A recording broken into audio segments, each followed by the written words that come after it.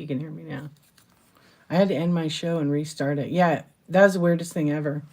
Whatnot's been failing lately. I'm not really sure. I definitely know it's not me. It's you can't. I can't go live on my desktop anymore. It's so weird just from the browser. So they must be updating something. Yay! Oh, thank you. Yeah, it was weird. So like the whole time I was on my laptop, I could absolutely see myself. I could see the audio. It just wasn't taking that graphic, the video, and oh gosh, and pushing it over to YouTube. So thank you for your patience. I ended up ending the show and restarting it. Just a pain. But you guys can see me. Everybody drop hello. Hello, Caesar. How does the mic sound? Does it look like I have a little mustache? A mustachio question. Yeah, it's so weird. I don't know. Tech is weird sometimes. All right. How's everybody? Did everybody have a nice, what day is it? Friday? Yeah, it's Friday. Whew. I always forget. Maple, what's up? Indie Princess, what's up, beautiful? How are you doing? Oh, I'm so itchy. It's Saturday here, right? I lost a day or two somewhere. I did. I got all my shipping done. It's delivered to the post office, and now it's on the way. Oh, I was going to ask how that was going. You almost won, but you walked away with $20, so that's good. Yeah, those games are real interesting to me. I have to study. I've been studying some of the Whatnot games. Yeah, I've been studying them a little bit. So we'll chat a little bit tonight. Whoa. Whoa, phone. Let me fix my phone. I don't like it on this ledge right here. I'm really good, thank you. I took like a nice little nap. We went out, normal kid school day today. It was the last day for a little bit, for a little break. And then somebody convinced me to pick them up early because I didn't get compact day. So I said, okay. And then somehow, oh, you guys, I didn't tell you what happened with that kid. Remember I told you about the kid? And the parents wanted me to go wake him up and take him to school? Well, they never showed up the next day. I forgot to tell you. It was a whole situation. It was so much drama. Can you believe that? Yeah, so in the morning, I was like, oh, I'm going to make breakfast for everybody, right? So I got it all ready to make French toast. It came out so good. Even the kids were like, oh, they wanted more. So I'm waiting. I'm thinking, this doofus, he's not going to come. I was right. He didn't show up. All that drama, all that crying. I won't be doing that ever again. Yeah. Well, I will for the kid, but no. Then I pick my kid up at school. And who's with him? His friend, the kid. They want to come over and hang out. This is like the third Friday in a row. I was like, all right, well, did you ask your parents? No, I think you could text them. Excuse me? I'm your secretary? Okay. I mean, I don't mind. But I told him next time, and then my son's like, see, I told you to call your mom before. So anyways, I let him come over. But I was like, I'm taking him home before 5 o'clock because I had to go to the post office. Yeah. You know what happened with the dad. So apparently the dad was upset because I didn't text him back. His wife's word wasn't good enough. So I thought he can figure it out himself. He's not a baby. His wife is not his mother. Yes, and I told his wife, he can do hard things.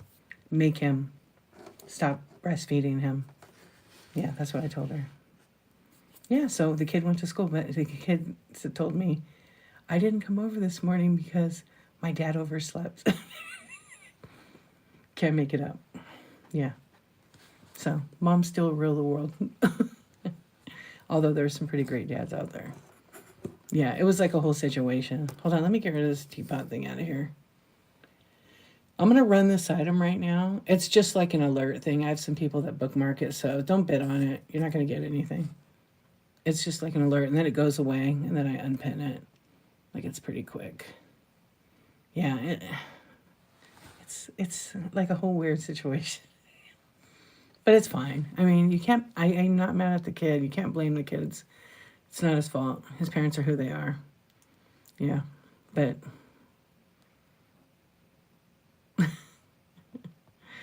yeah, and then like they're nice people, but I would never let my son go there unsupervised. No way.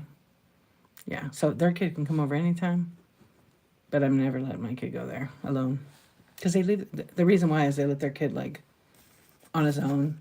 Kid could come home at 10 or 11 o'clock and he's like a young teenager. And while that works for them, that doesn't work for me. That's how kids get in trouble.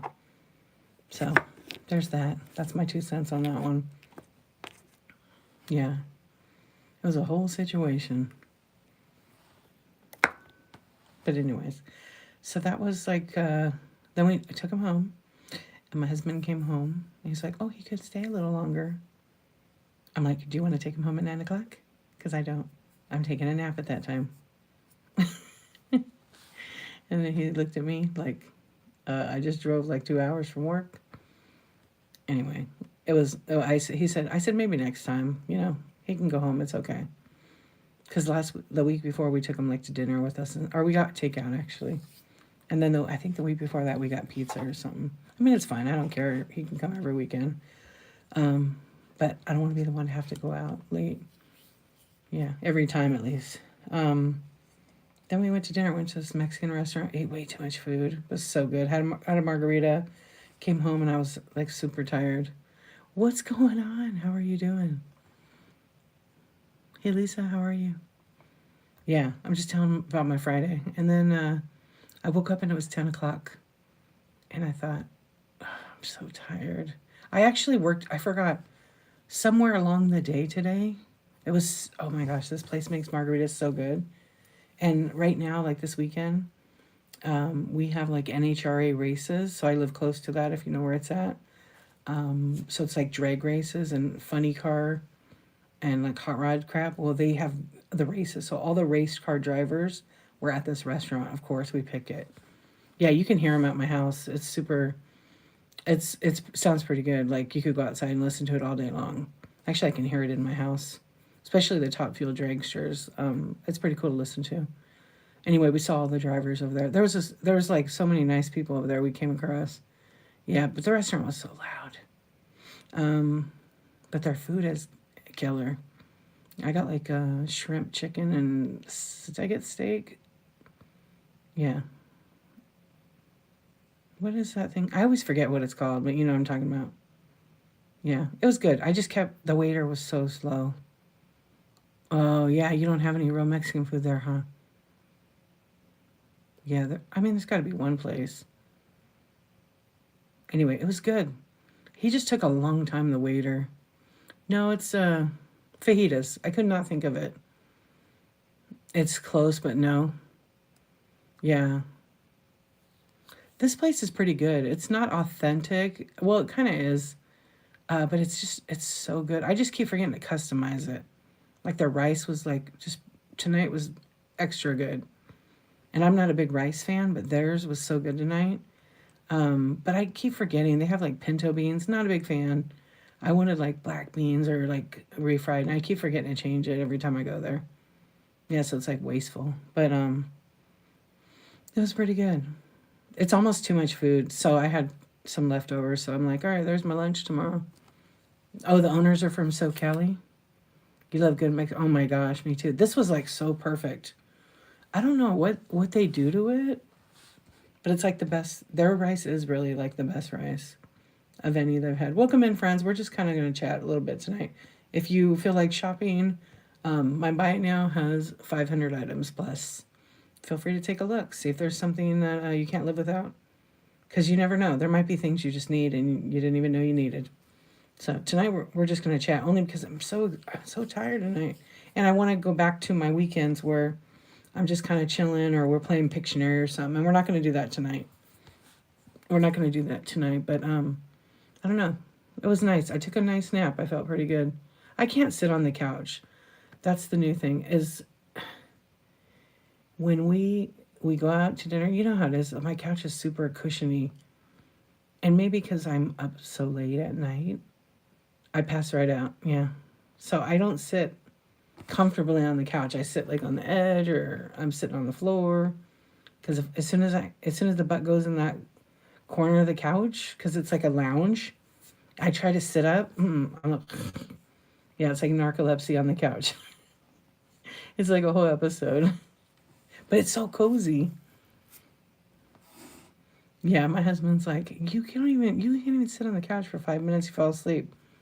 Yeah, it's funny though. I'm like, well, I don't know. I'm getting old. That's what happens. I said, well, because my clock is backwards. Yeah. But so let's see, what time was that at? I think I only slept for like an hour and a half. So like when I go to bed, I don't do the phone. Yeah, I don't do that at all anymore. I used to put on like ocean waves because it's pretty calm, you know? And I stopped doing that. I just literally go right to bed. What's up, Amy? Hello, Jordan. Yeah, I'll lay down in bed and I'm out. That's it. Yeah, but last night I went to bed at like, or no, not last night, this morning. I went to bed, it was maybe like 4:30. I couldn't sleep. I didn't go on my phone. I just was doing my orders. Hi, how are you? Can I watch old TV shows? Oh, I can't do the TV. I can't have any radio or TVs on because then I won't go to sleep. And then I can't put the TV on because then my husband will be awake. And he has to get up really early. Like, actually, he was already up when I went to bed. I went to bed at 3:18, but I was in bed and like this. I was so wide awake. Let me turn this camera off. I left my camera on for like 3 days. Whoops. Yeah, it's your emotional support. Well, if it works. Some people like can do that. I can't do that. I never have. You would love to hit the bed and fall asleep. I know some people just can't. Their mind's still rolling, right? Every partner hated your TV. Okay, so like my kids, I never would allow them to have a TV in their bedrooms. Because I know a lot of friends, their kids use a TV like for a sleeping aid, and it's so hard to get them unhooked on that. Yeah, you didn't either. I just didn't. I felt like we already have 2 TVs, that's enough. Plus they have their computers in their room, so they can kind of watch most things. You have to have something. What about one of those sound things? Yeah, we used to have one of these little sound things that played like ocean, rain, and all. There's like 4 things it did. What's up, Melissa? How you doing? Hey, Lala, how are you? Yeah, I don't know. That was just my thing that I decided that I didn't want them to have that. And my husband, it was fine with him. Your mom slept with the TV. My parents kind of did and didn't. Yeah, I think it depends. Learned behavior, yeah. And it's hard to undo it. Because my really good friend had twins, and they had like these little TVs in their room, like Mickey Mouse and Minnie Mouse. And she's like, oh my God, I wish I would have never put a TV in their room. I wish I would have listened to you. You were right, because I can't get them to turn it off. And then if they fall asleep with it on and they have it on mute, somehow after X amount of hours, the mute doesn't work and it's super loud. Yeah, the moving lights aren't good. Oh, okay, I didn't know that. Picker Adam, what's up, legend? How are you doing? How was your show? You guys sell all the silver? Probably. I believe it. Well, I hope it was a good one. We're just chilling. We're doing like a little chat. Wait, what did you say right there? Yeah, but no judgment. Like, people get to do whatever they want. I just know that, like, I have a TV in my bedroom, but I don't like it because I had a experience with the TV in there. What's up? Well, the old box ones. Happy Saturday. Exactly. Yeah. I won't say what my experiences was because some of you are at home alone. It's dark. And it might scare you. It wasn't bad, but, you know, visually you could watch a scary movie and then see something, right? Yeah. So I got rid of the box TV. What do they call those? Tube TV or whatever. And then I got the like the flat. It's like not even a quarter of an inch. It's like super thin. Yeah, we hardly ever watch TV in there. Yeah, usually if like we need to watch, my daughter and I usually watch some series, and it's not for my son, so we'll watch it. I'm retired, bookmark and follow. Yeah, follow the legend, Picker Adam. We were talking about just some people need TVs. You watch Pluto TV from your phone? Our old box TV used to pick up phone calls. Oh my gosh. No way. If cars went by? That's funny. I know that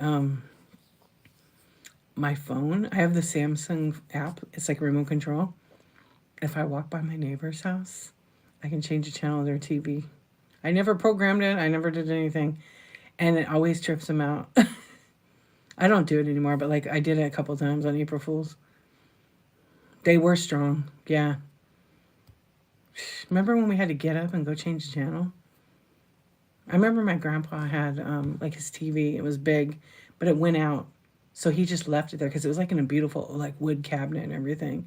And then above it, he had like another little Philco TV. And then he had like a cable thing that you turned. You were the remote. Yes. Yeah. And I remember him going, "Can you change that?" And we were watching. I remember because he lived in Burbank. And when you were a resident, you got Disney Channel for free because Disney Channel used to be in Burbank. And you got, you could watch the Dodger game. And so I would switch in between those two. Yeah. I was the remote. And we only had like 10 channels. Yeah, the click.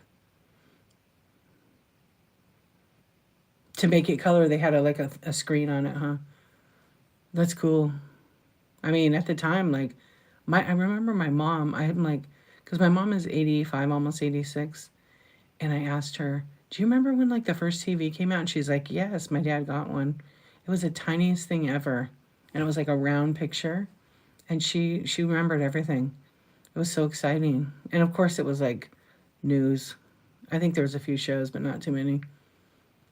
The Dodgers keep dodging the World Series. Don't tell the Dodger fanatics. They did pretty good, I think, the last couple of years. Didn't they get in it? I don't know. Did they win one year?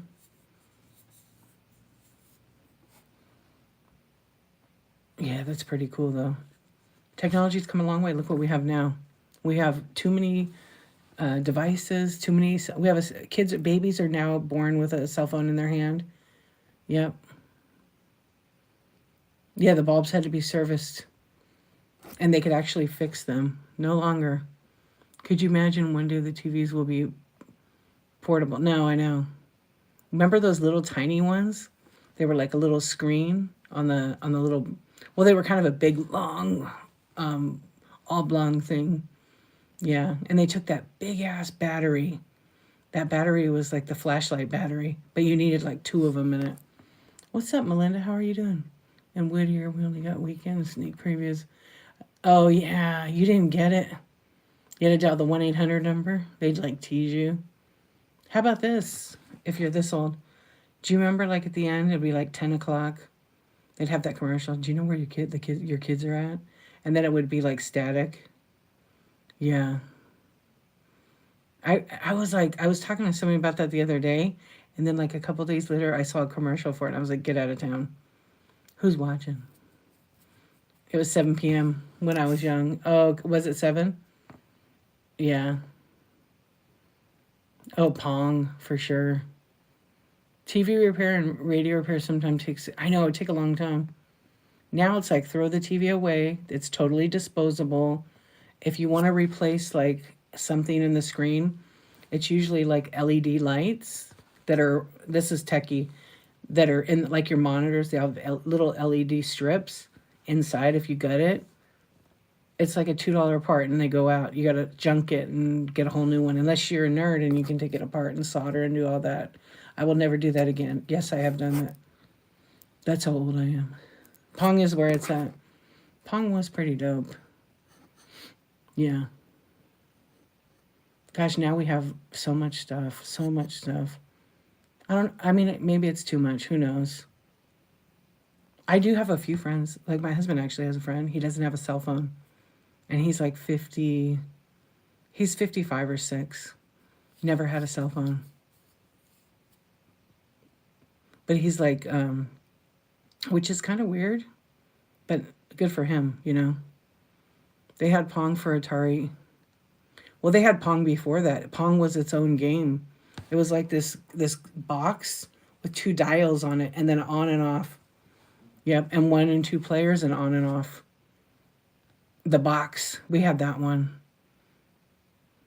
Right now, you can't imagine not having a cell phone. I mean, it's like, I don't know. Everybody uses their phone how they want, but if we didn't, imagine how people would be. They'd see their families, they'd hang out. Now people use the phone to avoid their families.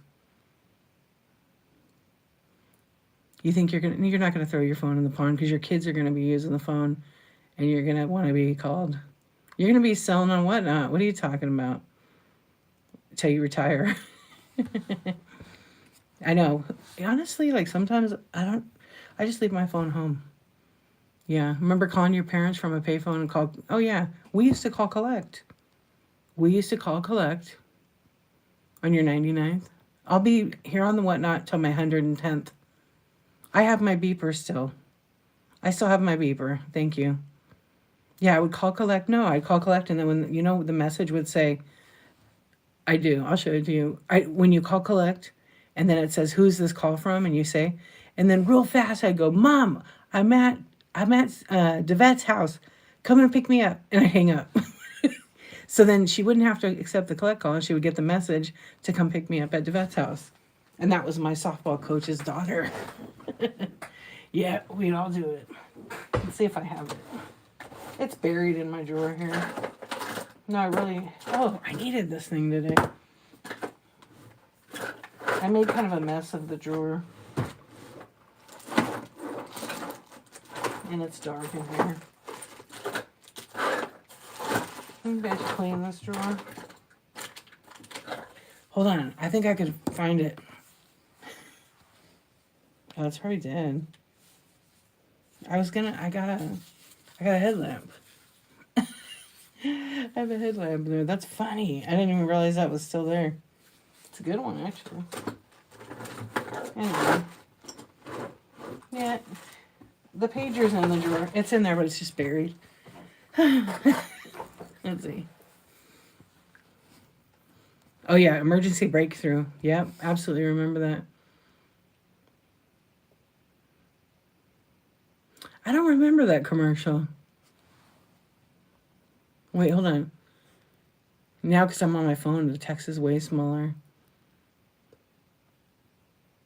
You did that a lot when you were younger? The collect call thing? Yeah, that's how we got it picked up. That was our paging service. Oh, and my brother would be on the phone. There was no call waiting.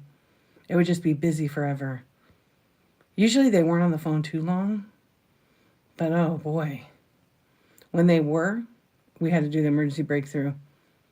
And then when they'd come to the phone, they're like, "Why did you do an emergency breakthrough?" Because you're on the phone too long. Yeah. Okay. Remember the commercial? Is it Hits? I don't know that one. Yeah, I don't remember that commercial. What year was that?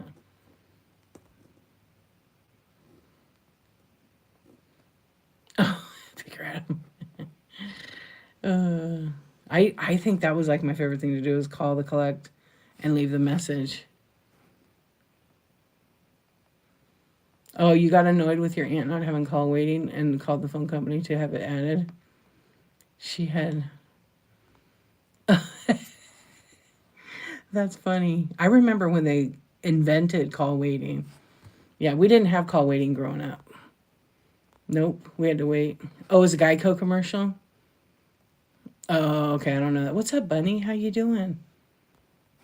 Having your boyfriend's mom answer the phone every time you wanted to know, is he home yet? Really? And then three, yeah, that all came later. That all came way later. I'd say that was like a thing that was invented when the millennials probably were born. Right? Yeah, we didn't have any of that fun stuff. Yes. I remember you would punch certain numbers, *6. Yeah, see, all that stuff was like, I was, probably like a teenager when they came out. Yeah. It's a trip, though, when you think back to no call waiting, no 2-3-way. It was like, I remember calling the operator. Yeah, to get your call through. Rotary. Yeah, we had rotary at our house. We had one hanging on the wall, and the cord was real long, and you could go all the way around to the other room. It was the best. Yeah, I couldn't have that today. Oh, yep, exactly. That was a good song too. I know. Yep. And then the first cell phone came out, which was that giant brick. And now people would love to have those and resell them. They're worth a lot of money, and they were very expensive. Your area code was, oh yeah, when they added Whittier area code to 562, I remember that. So my sister-in-law, she worked for the phone company that came up with when she first started call waiting. Yeah, and three-way, she worked for that. And then when they came out with like custom 1-800 numbers, she actually worked for that department. So we used to get like a heads up before that. Yeah. Yeah, she worked there when they first came out with it. Probably she had just started because she's like 10 years older than me. Wait, is she 10 years? Yeah, she's 10 years. I know, it does feel like another lifetime ago. And like, you know, probably most people's kids, they probably don't know what a rotary phone is or like a cassette, how to use it. You ever see this TikTok? There's these two kids. It might be on YouTube. These two kids, the parents get the Walkman, and they give it to the kid with a cassette deck, a tape, and a thing, and the kid's like trying to put the whole cassette thing in the cassette player. They don't know how. And then they give them a rotary phone, and they're like, "Call grandma," and they're like they're looking at the phone like, "How do we use this?" They have no clue. No clue. Yeah, and I think they give them an 8-track tape and an 8-track player. Hey, I remember when 8-tracks were in the car. My dad had a truck with an 8-track player. I'm like, and then with a cassette adapter. Andy, what's going on? How are you doing? Did you ship my wet willy? I can't wait to use it. I had to buy that. I totally had to buy that for ASMR. It's too funny. But it's um I know. How about the white pages, the yellow pages? Those are totally obsolete. Or they're real thin. I think they have them for businesses, but you have to buy them now. We had so. Oh, when we were doing our kitchen, like maybe a year before we tore our kitchen apart to remodel it, we have like a, the corner cabinet with like the Lazy Susan. Well, we had one of those. I will pick up that $1. Thank you so much, Picker Adam, for your tip. I appreciate that. We had like my husband, because he bought the house years ago, and there was a bunch of phone books, but he's a typical guy. He just left it there. Like, I'm not going to clean it, whatever. Because, you don't use the cabinet. It's really bachelor pad. And then when I moved in, I was like, why do you have 15 phone books? And they were the real big ones, Not, they came out with a condensed short version later, but they were like the real big ones that were like good 5 inches tall. He's like, I just leave them in there. I'm like, so I just left them. I was like, whatever. And then maybe like a year before we did the kitchen, I said, do you want to burn these? Do you want them? He goes, no, just put them in recycle. There was 50 in there. Yeah, because he kept adding to it. And they send one out every, I don't know, quarter. Now they don't do it at all. Yeah, they don't. Let's see. You're all supposed to be sleeping right now. That's right. Back when you had to wait after the commercials to record your songs. Yes. Remember that? You'd make your own mixtapes. I still have some of my mixtapes. I know. Lazy Susans are fabulous. Yeah, then the MP3. I know. Are we dating ourselves here? It's just like not that long ago either. Hey, you know what, Picker Adam? That's funny you say that. I remember when the internet started, and people would say, I don't think that's going to last. All these websites, no one's going to want to put their credit card number online. People didn't think about scammers. They just thought that no one's going to do that. They're not going to trust the internet. Well, guess what? I got news for you. It's still here. Oh, then MP4, yeah. Oh, the old TV guides. Oh my gosh. Some of those are quite in demand. Yep. Yeah, I used to read, remember Reader's Digest? We'd go to the doctor and I would always get the kids' magazine, Highlights. I love that. It's still around. Yeah, Highlights, still, it's not as good as when we were kids, of course. Yeah. But then they'd have Reader's Digest. That had like the grandma articles, technically. But some of them I would read and I enjoyed it. Dinosaurs like to be dinosaurs sometimes, that's right. What's going on, Andy? Did you have a good show today?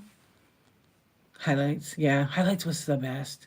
I loved it was kind of like the picture to find all the things in the picture. That was my favorite page to do. And I would get pissed when we go to the doctor or something, and they always had them in the pediatricians, and some kid would do it already. I was like, "Do you guys have another copy of this?" They'd have like 20 copies and all of them were done. I think every kid loved that page. Yeah. Little bastards. I was really upset as a kid finding out that page was completed because you couldn't erase it. They used a pen.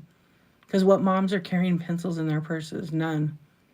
Remember filling out the paper scholastic? Oh gosh, yes. Yeah. I remember taking my order form with me and going to the book fair. And I think I had $5. You could get a lot back then. Yeah. Good moms do. Good moms carry pencils. Back then they did not. And they were good moms. My mom always had like a mechanical pencil though. Because my dad was an architect. You loved Goofus and Gallant. Oh yeah. You worked for Scholastic? No way. I went to their warehouse. Their warehouse is right by my house. I mean, they're all over. And they would have those sales. Oh, you can't, the cheapest thing at the book fair still is a bookmark. It's still 50 cents. I remember when the bookmarks were a nickel and 10 cents. Now the books, I don't know, they're so expensive. I mean, I know it supports, the school gets a percentage of it. Like they get a pretty good chunk of it. But some of the books I can go to like Barnes and Noble and they're half the price. Yeah, but we'd let the kids get it. They would have like a little allowance for it. Yeah, and I volunteered like with PTA, so we ran the book fairs, and some of these kids would come in with like $200-300, and we're not you can't sell to the kids, I guess, directly unless it's like under $20 because they had a rule because they want to make sure kids aren't stealing money, from their parents. Got 3 things for $20. I mean, that seems like compared to the ones I see. You're getting books, you go in the thrift store. Yeah, it's crazy. Yeah, they had like their pencils. Okay, they'd have like these pencils with like a cool eraser on the top. When you're a kid, that's like gold, right? You're so excited to get it. They're like $8.95, $12.95 for a pencil. What happened to the $1 pencils? Or they had the pencil machine. Remember that? Your school would have it on the counter, and you could get 2 pencils for $0.25. I want those pencil machines. Are pretty cool. You might buy a book if they lower property tax. Well, you probably won't get one then. Yeah, the pencil machine was the best. I was actually, when I volunteered in the PTA, I was trying to talk to them into buying like 2 of those and putting them in the library. Because kids are always like losing and put number 2 pencils for testing. And then they did in the whole school, they put the machines in the library.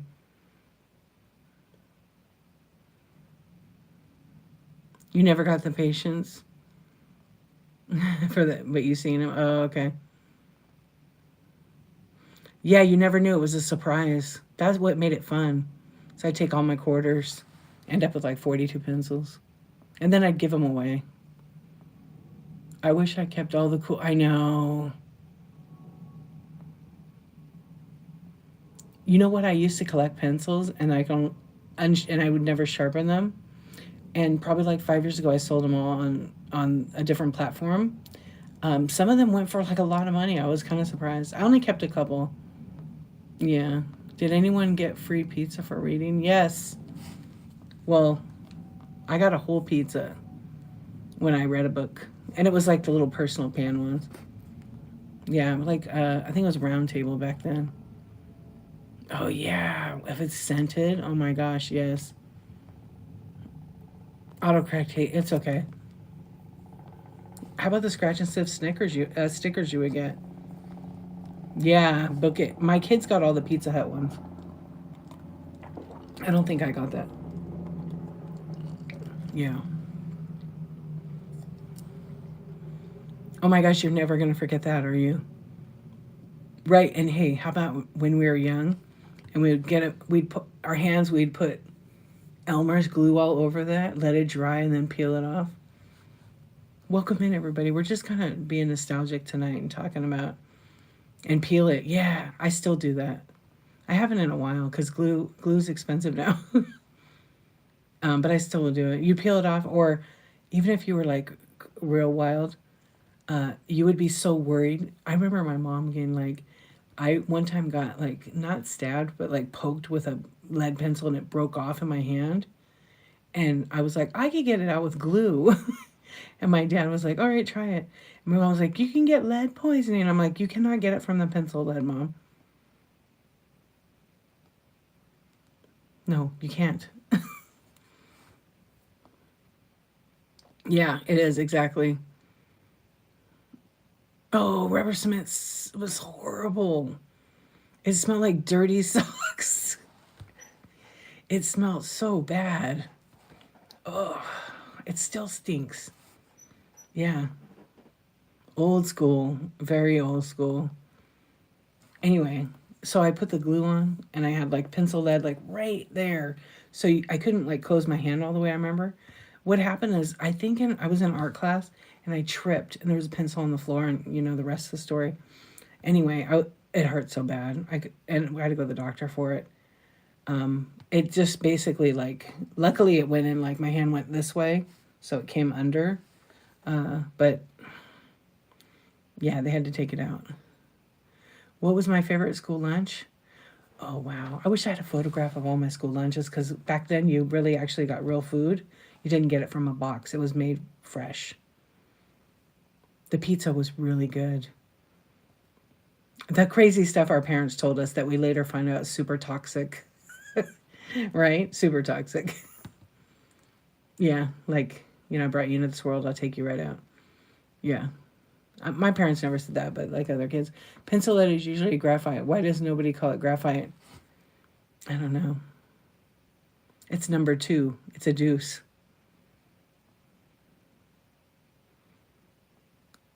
Your cafeteria, yeah, you guys got the shit food. We got the good stuff.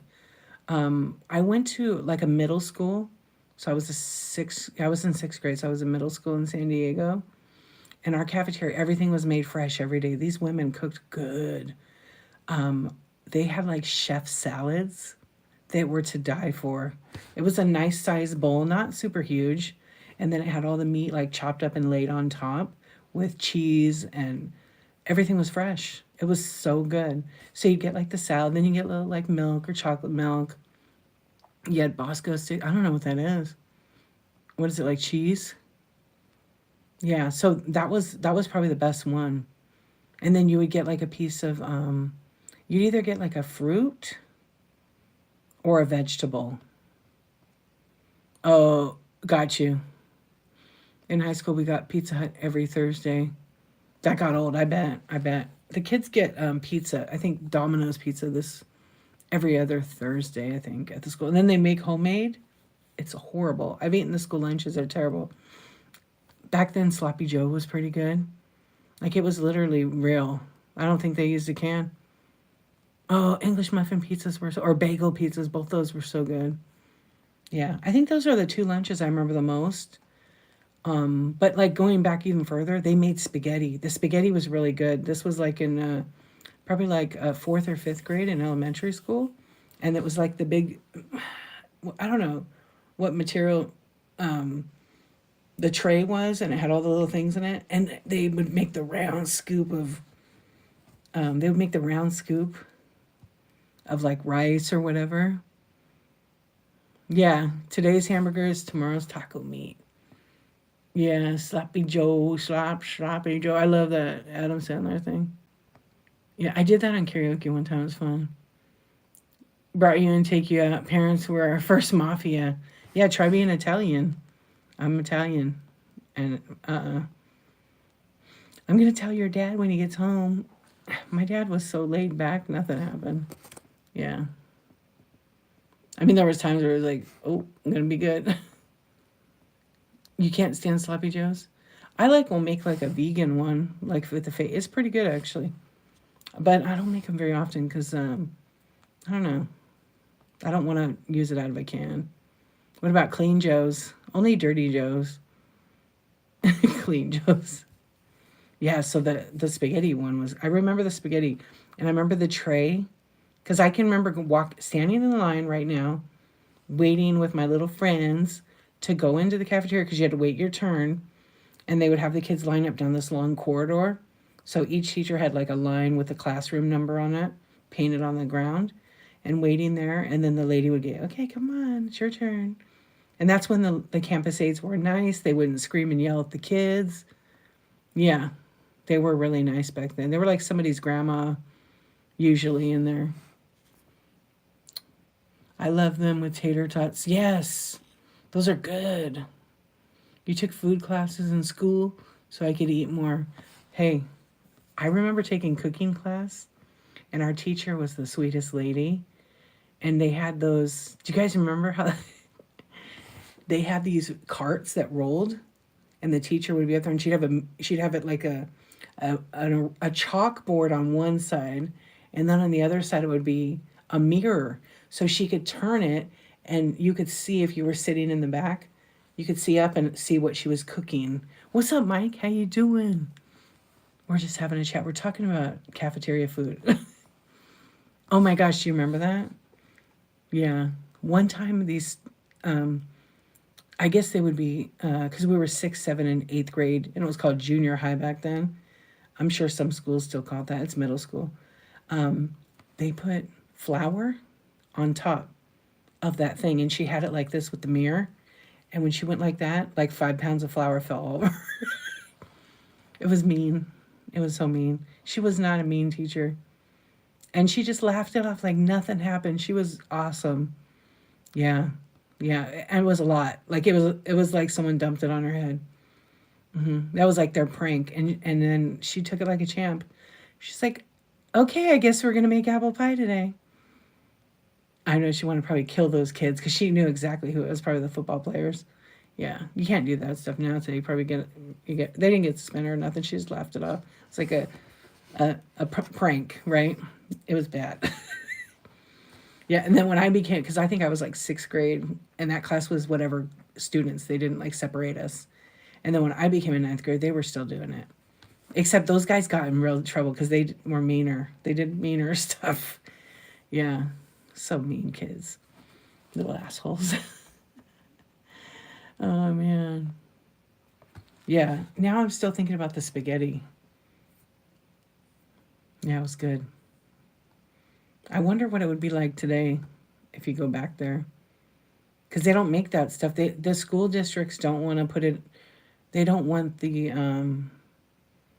They don't want to give them the extra hours for preparation of the food. They just want them to crack open a box like an hour before the shift starts.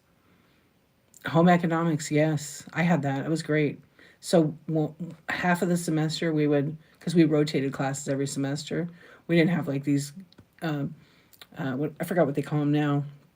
And we would do half of the semester would be sewing and making things, and then the other half was cooking. I remember specifically learning how to make an apple pie from scratch. It was so good. You could barely chew the pizza. It was bad, huh? Our pizza was square pizza, and then they would cut the square, it's a rectangle, and they would cut it in half, and you'd have 2, but they were like tiny. Everything has to be regulated for allergies. I mean, yeah, but the stuff no, actually, yes and no, because it comes like just in this Soylent Green box. It's like the Soylent Green packaging. It's all crappy. If you know what that is, that you know that movie. Yeah.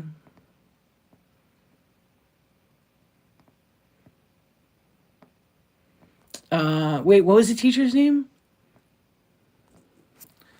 Is it what I think it is? Windsor. She was the last teacher.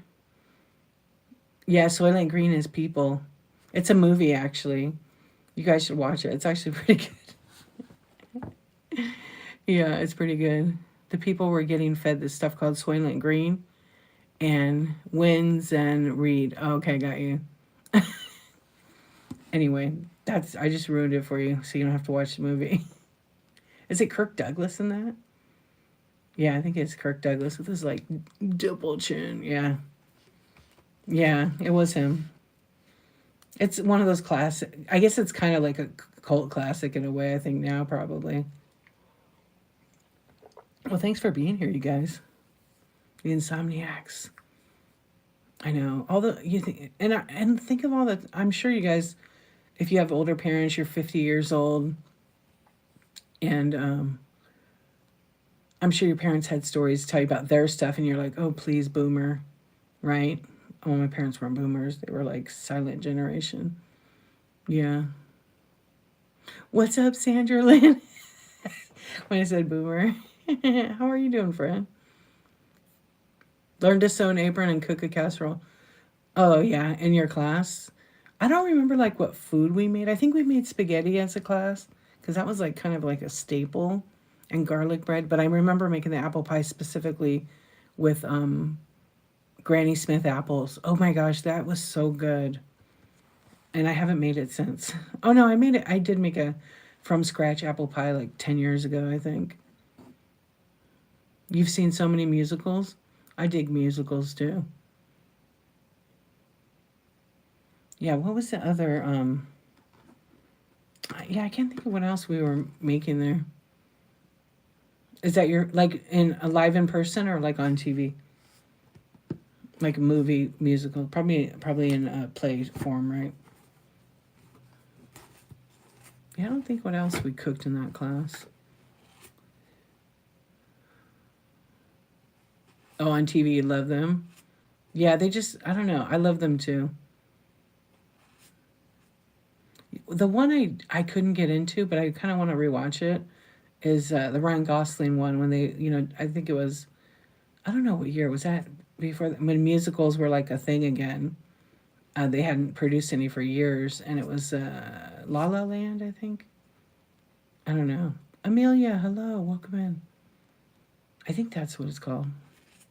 My daughter just told me the other day, "Hey, mom, you want to watch? You want to watch La La Land with me?" And I'm like, "Oh, is that the musical?" Okay, I guess so. So we haven't watched it. We're gonna. I started to. I just couldn't get into it. I don't know. But I can take any of the like Judy Garland. I will watch every single one of hers. Those are my favorite actually. Pre drug addiction, Judy Garland. Yeah, she was a favorite. I like to like sometimes like look up like the musicians, the singers from some of those musicals, and like some of the people that never got like super famous, they're so good and like I don't know, they're like B actors kind of thing. All the old ones, all the old movies are the best. Yeah, I know. I was trying to think of the other movie.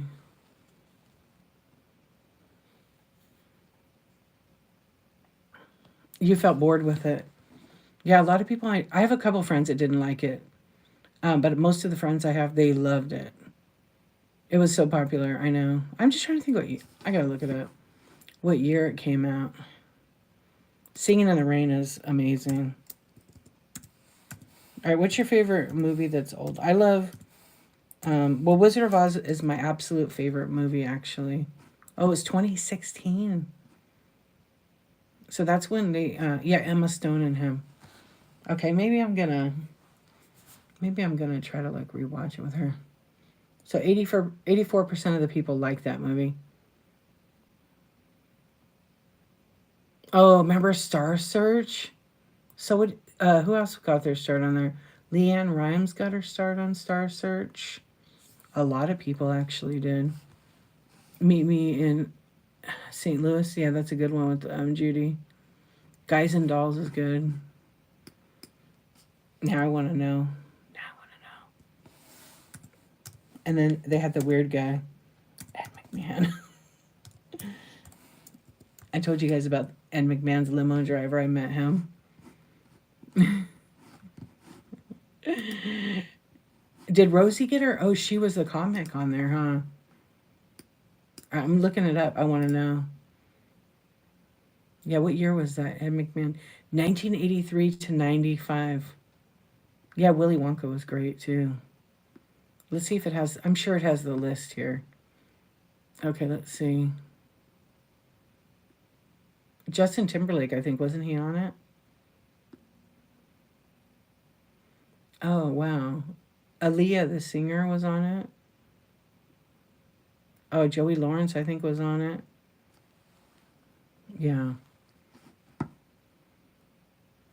They have like a huge list, but some I'm not sure about.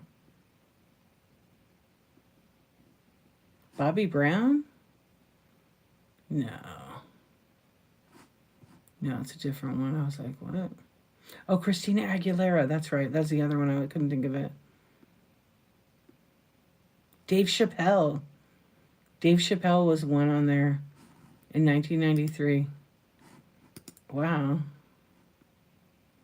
Destiny's Child, too. Trip out. I don't know. I'm going to get to it. Let's see. She might have been. I mean, she was young. There's so many people. Leanne Rimes, that's the other one.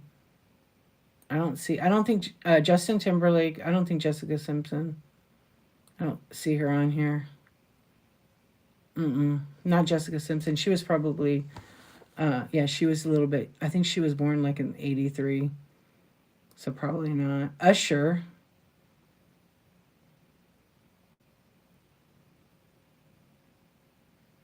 There's a bunch of people I don't know who they are.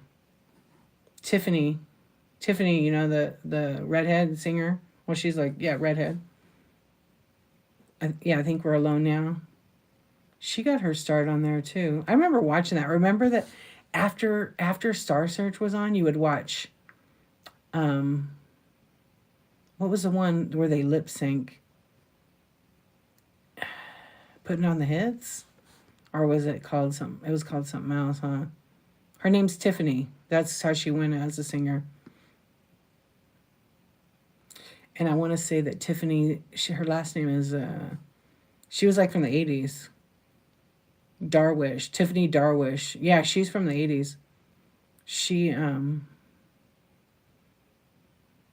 yeah, she played, I think, she sang like, I Think We're Alone. You never heard of her? I think you're younger than me though, right? I think you're younger, so you might not. And Solid Gold, Soul Train. Oh my gosh, I used to watch all those. I loved being homesick with my mom and watching all her soap operas.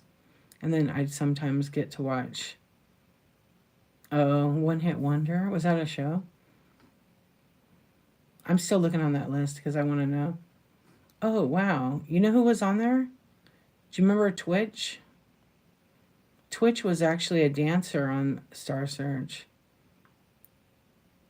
These are people that got discovered on the Star. Sinbad. They got discovered on there. Or they got their big break. Yeah, Rosie O'Donnell. I see it now. Trip out. There's a lot of people. Ray Romano.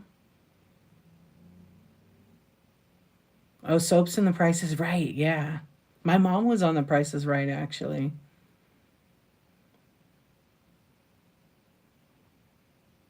Oh, I don't know what year. I could look it up. Pitbull. You know Pitbull, the rapper, was on there? Yeah. Norm MacDonald, the comic. Martin Lawrence. And then there's like a ton of other people.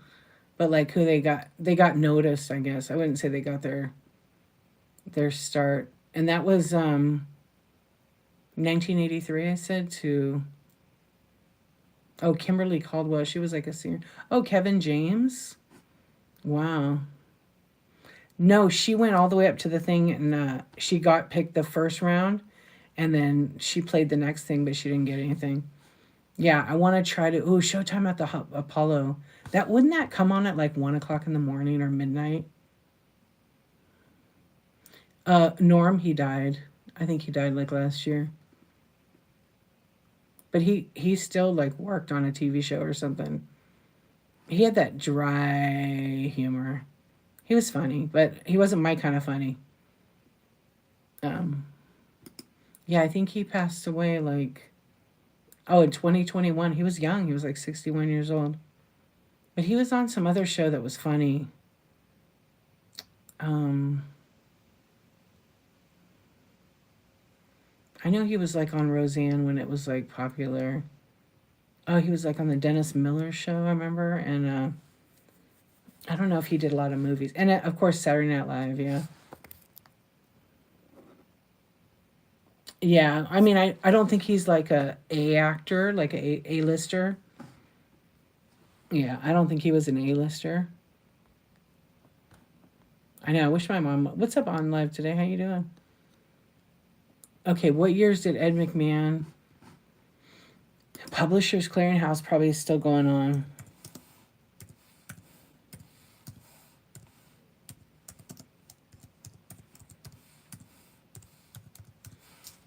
Let's see what it says. Yeah, he was a spokesman. It doesn't really say what year. Who is it now? It's some girl, some woman. Oh, it's Steve Harvey. Steve Harvey was doing commercials in 2021 for Publishers Clearinghouse. He's so funny. He's a comic to me. He's probably knocking on the door. Excuse me. I need to look it up. Yeah, Arsenio Hall. I liked Arsenio.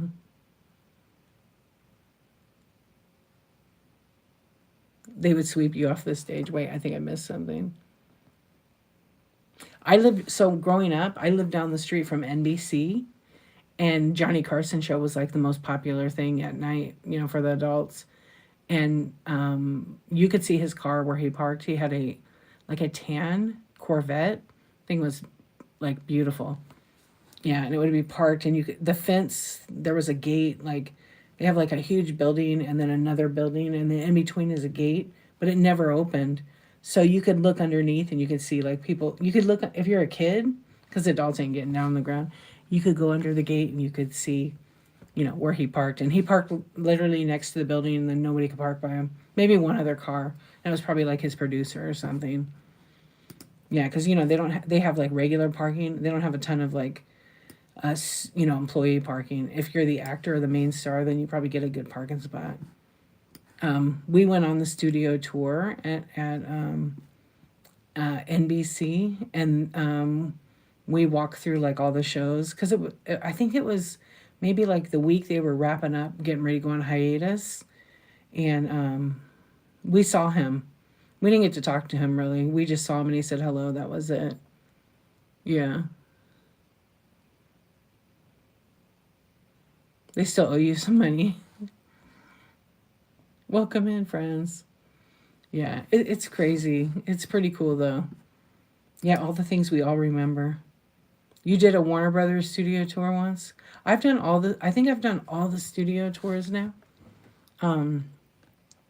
NBC, I went on that a couple times because I lived right there. And I had friends that were the pages. They would be a page for NBC, so they would work in the audience and help. Universal Studios, did that one. Did that when I was a teen. It was definitely a different tour as a teenager than as an adult now. Did we do the Sony? I think we've done a lot. Universal, Sony, NBC. Well, it's not NBC anymore. It's called Burbank Studios. What's up, Marcia? Oh, when I did the NBC tour, Days of Our Lives was like back then. Well, it still is filmed there. Days of Our Lives was huge, and so we got to go on the set of that. That was actually the coolest part, because we met all the people from Days. What's up? How you doing? Yeah, the Days of Our Lives people were the nicest. So we met all of them. And that was probably like, I don't know. Oh, Westmoreland, thank you so much for the tip. I appreciate that. Thank you so much. Thank you for your kindness. Yeah, so many fun stories, huh? We all have something to offer, and something to share. I know, I do too. Thank you for being here. I know. So Days of Our Lives, who stayed home sick and watched that with their parents? Or did you guys watch like another, was it What was the other show? General Hospital was like a big one, right? Yeah, my mom was like the Days of Our Lives. And probably she watched it from when it started in the 60s. I think it was like 65. Yeah, I think it was 1965. That's been on forever. Yeah, so I grew up in Burbank. Young and the Restless, yeah. I know, I haven't watched that in a long time. It would be Young and the Restless, then Days of Our Lives. This is back then. Now it's different, I'm sure. And As the World Turns, and then Santa Barbara. And then I think Santa Barbara was gone, and then Passions came out. I haven't watched any of those in, I don't know. I watched Days, and then it was like Marlena had an exorcism, was the devil. And then I just didn't watch it anymore. Yeah. Oh, when you went, they had Big Bang filming. Yeah, she was possessed. I mean, I could have wrote that script. I mean, they did good, but it's funny. Oh, and General Hospital. Yeah, like, isn't that Luke and Laura? And it was funny that the Laura lady came on, Jenny, I don't know what her, Jeannie something. She came on Days of Our Lives. She was on the tour when I went. I met her. Nice. She was so nice. Tiny, super tiny. Used to watch during the Luke and Laura. Yeah, General. I didn't get into them, but like I could see how everybody did because we were a Days household. The daytime stories got in the way of G.I. Joe and Thundercat. Oh my gosh. Yes. I know. Man. Yeah, that was it. Oh, and I watched Knots Landing, which was not a kid show, but like it was so good. Yeah, and then I watched that from not the beginning, but most of the series. I think I watched the whole thing from the beginning. In Dallas, my mom watched Falcon Crest. We watched Dallas like it was a big deal. Yeah, what's it? There was another show too. I think I'm missing.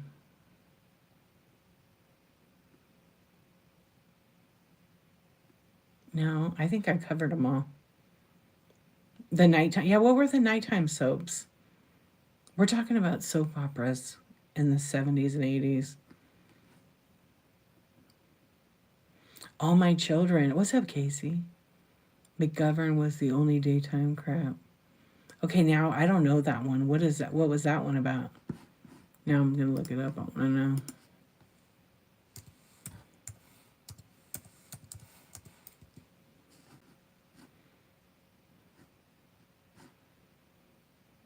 Oh, MacGyver. How about do you like MacGruber? That one is funny. MacGruber, and it's like a spoof, and the guy's a clumsy MacGyver. Basically, he ruins everything. Yeah, MacGyver. What's his name? Richard Dean Anderson, I think. Yeah. Well, back in the day, it was about Magnum PI. Hello, and his short dolphin shorts. Yeah, he was like the big sex symbol, for sure. Magnum PI, right? And there was another, Matt Houston was the other guy. And that mustache, yeah. He was a very good looking man. He was a very good looking man. I mean, he still is a very good looking man. But they dressed him. That was the style for the time. And it was a popular show. But there was like Matt Houston too. Who was that guy, that actor? I thought he was way better looking. He had that smile. Yeah, who was the actor? I can't think of it right now. Oh, it was really Lee Horsley. Yeah, but what else was he in? Oh, he was good. He was good looking. You want to see what he looks like? He's 69 years old now. What does he look like now? Yeah, but who's he related to? Do you remember him? Knight Rider, the Hoff. Tom Selleck was Magnum PI. Lee Horsley was Michael Knight, yeah. Lee Horsley was Matt Houston. This is Matt Houston. Do you remember now? He kind of looked like that right there. Yeah, he was the other guy. He had that cleft chin right there. Yeah. Who was in that? I don't know the other guy. Yeah. Yeah, so that was that guy. And then of course, yeah, the Hoff. I love Knight Rider.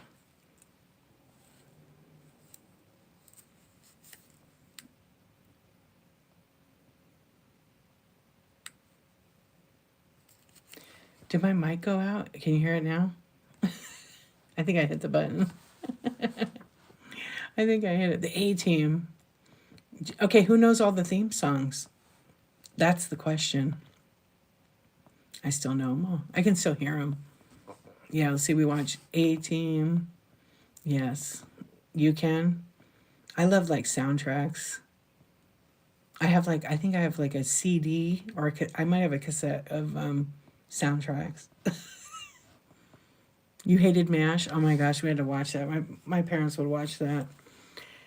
It was all right. It was all right. It was like, I think, yeah, my dad liked that show. My dad watched, you want to know, my dad, he would watch like Benny Hill. Yeah, Benny Hill, Monty Python. Chico and the Man was actually a huge show in our house. We like loved that show with Freddie Prinze. Yeah, exactly. Stairway to Heaven. The Waltons. I did not like that show. They were too happy. Highway to Heaven. That's still a good show. We watched that actually. Hey Marielle, how are you doing? We still watch Highway to Heaven. We have like the box set and Little House on the Prairie. I mean, they were both like staples you grow up with. And then you grow up and you see like what the series is like about and stuff, and you're just like, oh, I didn't know that as a kid. Yeah. Yeah, Highway was good. They filmed, oh, so Highway to Heaven was filmed in the town I grew up in like a lot, Burbank, North Hollywood. I'm trying to think if I think we saw like their filming crew one time, but we didn't get to see like Michael in it. We saw the other guy, Victor French. Right? Yeah. Yeah, see, like now they film in studios and late at night, so you don't get to experience that. But growing up in Burbank, I saw so many celebrities because it wasn't like, there was not phones. There's stalkers and all that stuff now. They have to watch out, especially when they have a family. Because you never know, people are not always in the best interest of the person who's famous. They're out to get that picture to make some money or who knows what. Oh, Father, yeah, that was with the Happy Days dad, right? Yeah, you know what? I remember watching that, and then the daughter was she's famous. She's a famous producer's daughter. Oh gosh, what is her name? I like met her before. Good Rising. How are you doing? All is well on that side of the globe? I'm doing good. Thank you very much. I mean, we're here, right? Yeah, her name is Tom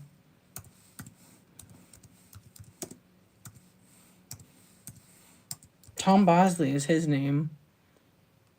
I'm just trying to think of the lady's name. Gosh, what is her name?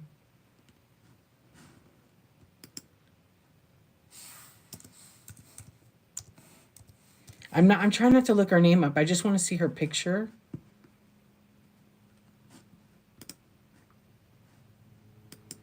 Let me get rid of that Lee Horsley name. Oh gosh, drive me nuts. Oh yeah, it's Tracy Nelson. Her father was Ricky Nelson. Yeah. And no, not. I take it back. I'm wrong about that. Her mom was Penny Marshall. Yeah, I think her mom. No, she's not the one. I'm mixing her up. Her face is the same as Penny Marshall's. Yeah, daughter. Her dad was Ricky Nelson, the singer. Yeah, that was her father, who died. He died in the plane crash. I remember when he died in the plane crash. Actually, what year was that? 85. Wow. I'm gonna answer all that on June 2nd. I'm trying to save all those questions for then. But yeah, I can't believe it, to be honest with you. I'm glad that I did that. No, they don't. Thank you for asking. I know I have to save it for the thing, but yeah, 300. Isn't that crazy? I knew I could do it. It was rough a couple of times. You're currently rewatching Murder She Wrote and Columbo. Oh my gosh, those are both good.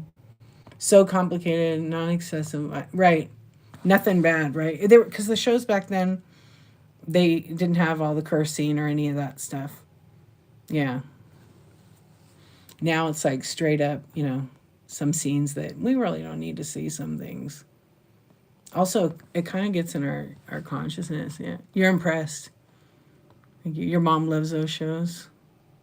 Yeah, I've done 300. Today's 301 whatnot shows in a row. I haven't missed a day. I've been late, I think, 2 times. Like really late, but I still showed up. Yeah. Yeah, it is an amazing accomplishment. And I'll be able to say today 301. I don't know. I have a few people now who are like, congratulations. So are you going to do it after you finish? Are you going to do it again? Because I might be up for a challenge. And I was like, really? And the other person said, yeah. So I was like, okay, maybe. I haven't made a decision yet, but how could I not go live every day? Yeah. I know, and I was sick. Remember, I was so sick? I was sick for like 4.5 weeks, and I still went live. There was like maybe 4 of those days where it was really hard to be live, so I just did short. Yeah. I think I did a pop up and raid on like 3 of the days when I couldn't really talk. Oh, it's your first time here? Well, thank you. I'm glad you came in. So I usually, if you're new here and you're just kind of lurking and going, what's this broad talking about? I've been streaming on Whatnot since 2022. Actually, October 5th, 2022 was my first show. And when I first started, I would just sell strictly vintage glass. And I had a couple of little toy kind of items and maybe some electronics. And then I just would sell all the time. I didn't really do chat shows. And then I saw that there was a different side of Whatnot that I would be missing out if I didn't try to connect with all of you. And so that's when I started doing like chatty kind of selling shows. And then on January of 2023, I started doing a chat show called Spill the Tea with D. And then I changed the name quickly to Coffee Talk and Tech Chat. And I've been doing it for over 2 years. But I've been selling anyway. I mix it up and I do like chat shows. And sometimes it's like it's not always about selling a bunch of stuff. It's about connecting. But I still always have a bin full of stuff. And now I add lots of different things. Thank you, you guys. I appreciate it. I mean, I can't have a successful spill the tea. Yeah, you like that? Yeah, that was like the original one because I'm a tea drinker. And so when I shifted over to coffee, I don't know, I love the sound of coffee talk and how the East in New York speaks and stuff like that. I've always like, plus I have family there. And yeah, and so I would go live at 10:23 always, AM or PM. You a tea drinker too? I like coffee too, but I've been drinking tea for the last, I don't know, 25, 30 years. Yeah, I really love a good cup of tea. Or a big a big bottle of tea, I should say. Yeah, I didn't even have any tonight. You like green tea all day, every day? I love my favorite tea. I like chamomile. And I just got this new tea. It's like a caramel. I don't know what it is. Yeah, chai. I mean, chai is tea. I like the vanilla chai. It's pretty good. It's all Naked Maple's fault. I got hooked on that. Chamomile is great. Yes. Yeah. So those are the two, but I'll try different kind of blends. There's another one that I got from my sister-in-law. It's so good. It's from Whole Foods. I have to go get it. It's really expensive, but it's delicious. You don't have to put anything in it but water because it already has natural like herbs and things to actually make it sweet. It's really good. I wish I still had the bag. I have a picture of it. It's like something caramel and it doesn't have any chemicals in it or anything. But I'm the type, like, I have to buy a bulk on my tea because I buy so much of it. Yeah. Yeah, my husband's a tea drinker too, but we have coffee. Like, we're going to go for coffee in the morning. I do love Irish breakfast. Yeah, I'll find out. I have the picture in my phone somewhere. Oh, let's see if I can see it right here. I'll look in my 57,000 pictures in my. I saved it in my food folder. Don't worry. Let's see if I can find it. Booty. Oh, it's not in there. Well, I know when I saw it, I got it at Christmas. And so here's my Christmas pictures. Yeah, it was like so good. 57,000 pictures. I'm a photographer. I got a lot of pictures. Yeah, Lady Grey is really good, and Irish Breakfast is really, really good. Yeah, it's like caramel. Let me see. Okay, here's Christmas. Wait, other way. Christmas Eve. There it is. Oh, here it is. I found it. It's called, it's by Teecino, Teecino, and it's Dandelion Caramel Nut. It's so good. And it's caffeine free, though. That's the only problem. But it's like gluten free and it's acid free. It's very good.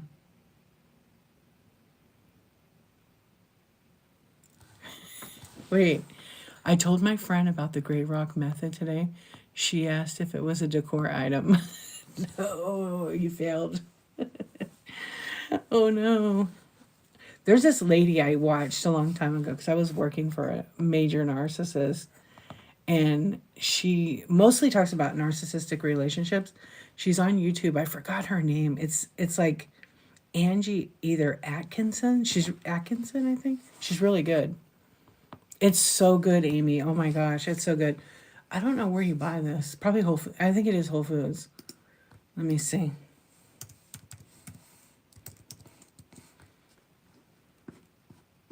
Yeah, it's like because they have coffee and tea.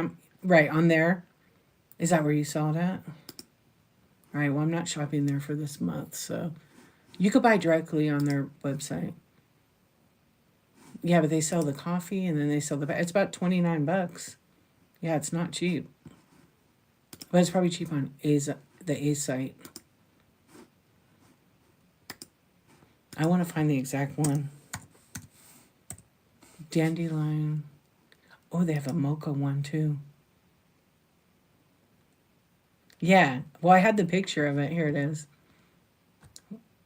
Oh, it's not so bad. It's like $7 for a box. So it's about the same. But it has like almost 5 stars on the I'm gonna order a box. I'm gonna put a box in my cart for next month. Yeah, because I'm protesting Amazon right now. So I'm trying not to shop from there. So maybe I have to buy it somewhere else. Yeah.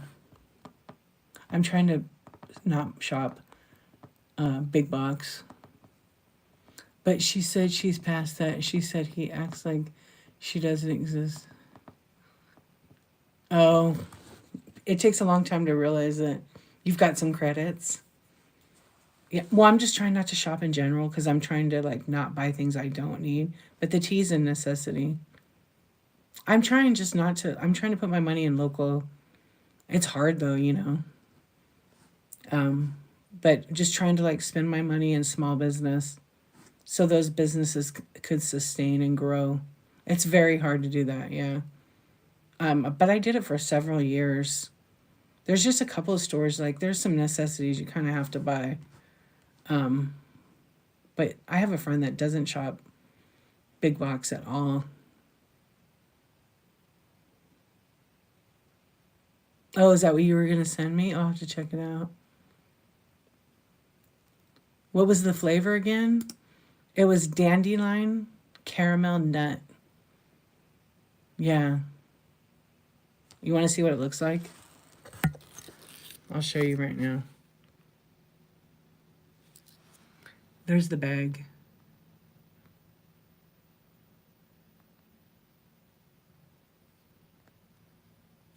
Oh, I don't really, to be honest, I'm more of a, I'm not a fashionista at all. I'm really like black, black, black, black, black clothes. Yeah, that's the tea. Dandelion caramel nut. What's up, Diana? How you doing? Yeah, it was so good. So it looks like it's some of them are like $6, and then some of them they have like assorted. Oh, they have an assorted. They have an assorted one. What flavors is that?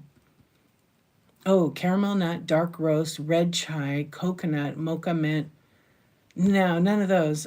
The caramel was good. And there was like another one she got. I don't know what it was. It was like dandelion mocha. Yeah, no, it was so good. I don't sell it, but I should buy some and sell it, huh? We're talking about tea. I should get some boxes and sell them. There's a maple pecan. Oh, pecan. I love caramel and nut together. Yeah, it's really good. You thrift too much? Welcome to Thrifters Anonymous. We should start that. That would be a fun chat. I can't thrift, man. Today I was looking at the video. I mean, I can, but I'm in LA. They put eBay prices on the items. Like I showed you guys a video already where it was that Japanese figure.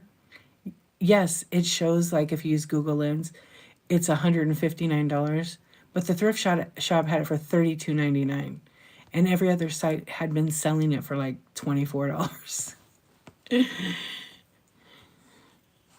You sneaky sneaker.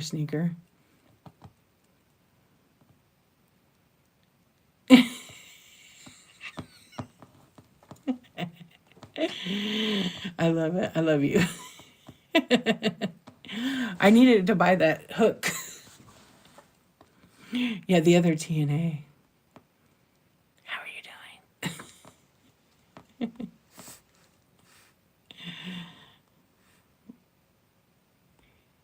I know. I could listen to you. I could listen to you talk all day because I enjoy you so much. I'm talking to George. Gorgeous George, my friend. I was lurking in your show like the whole time because I was like trying to organize my shed because I was going to do Ripper Ship tonight, but it got cold tonight. I didn't want to. How do you afford to live there on it? I'm from here. I'm a lottery winner, so I don't work. No, I'm totally kidding. That's like the joke here. I think when you grow up here, I don't know, you do okay. You just make it work. You know, you just make it work. You don't want to move anywhere else because you really like it. I really like it here a lot. So I think that as the economy gets worse, you learn to pinch where you need to. But if I were to move, you sell your house and all that, where do you go?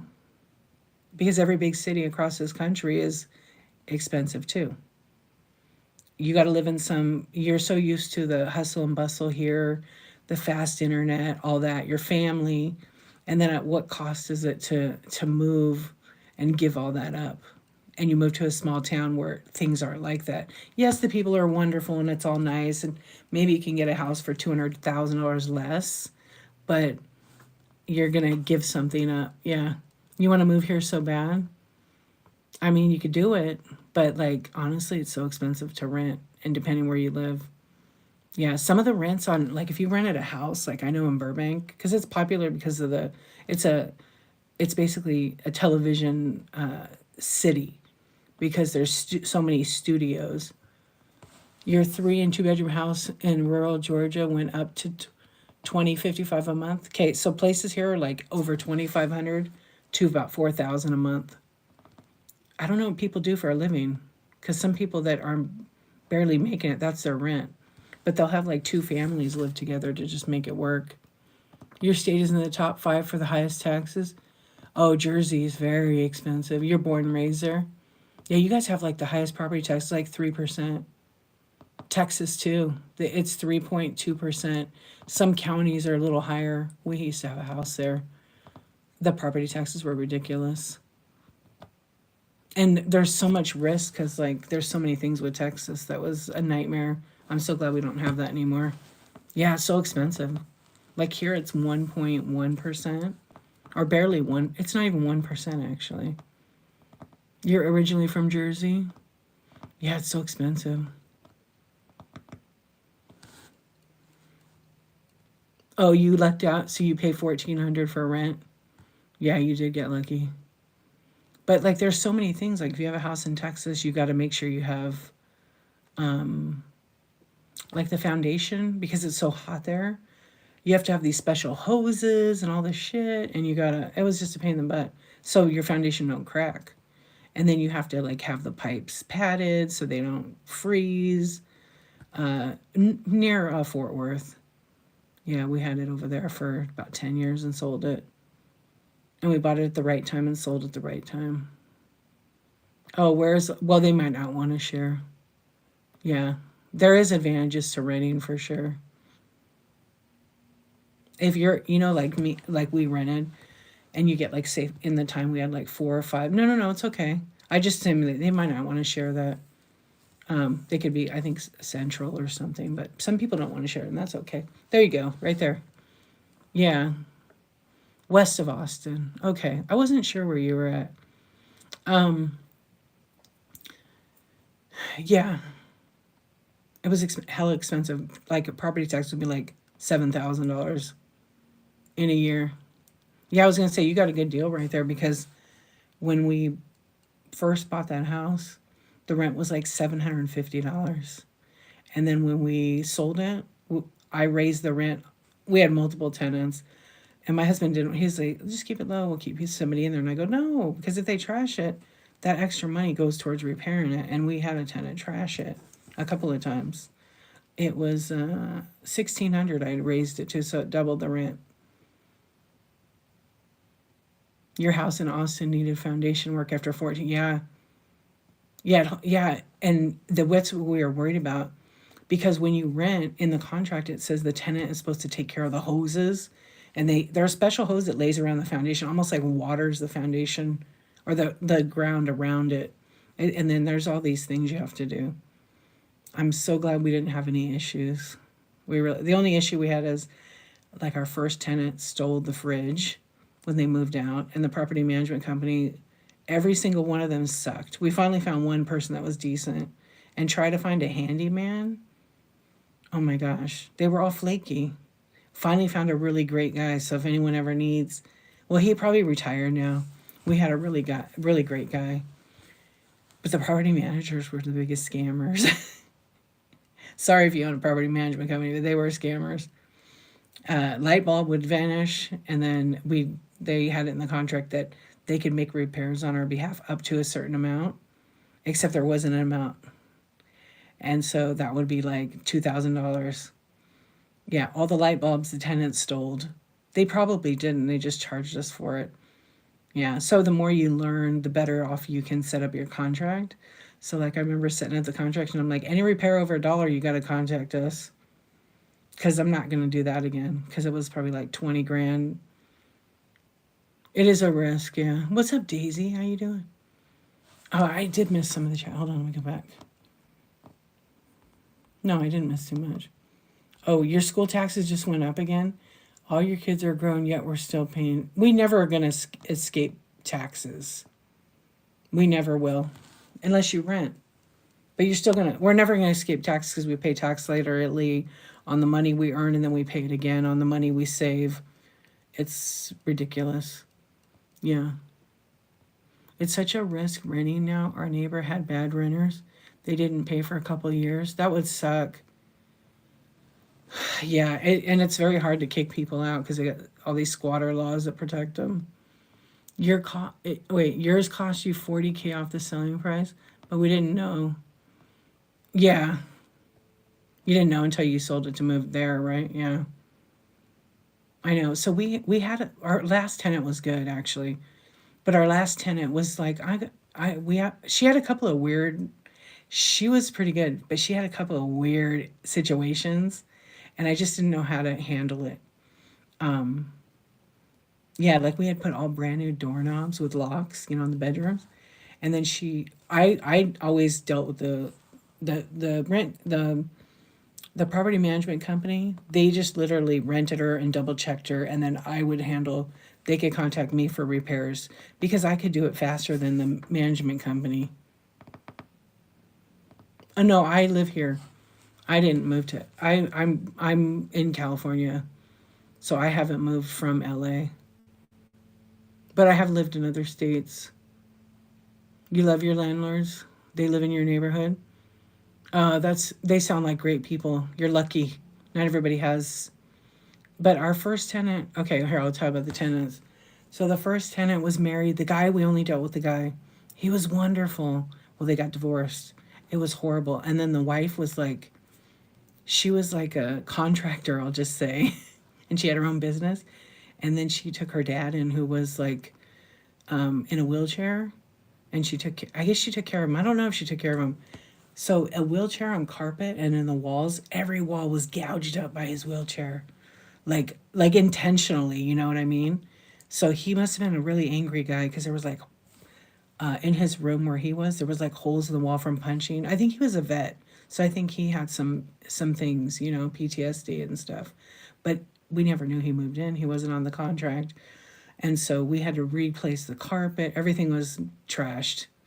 Yeah, but that's no excuse to trash somebody's house that you're just renting. And then she sold our fridge, which was literally a brand new one. Yeah, yeah, it was too but I didn't like know him or nothing. She just brought him in to help him.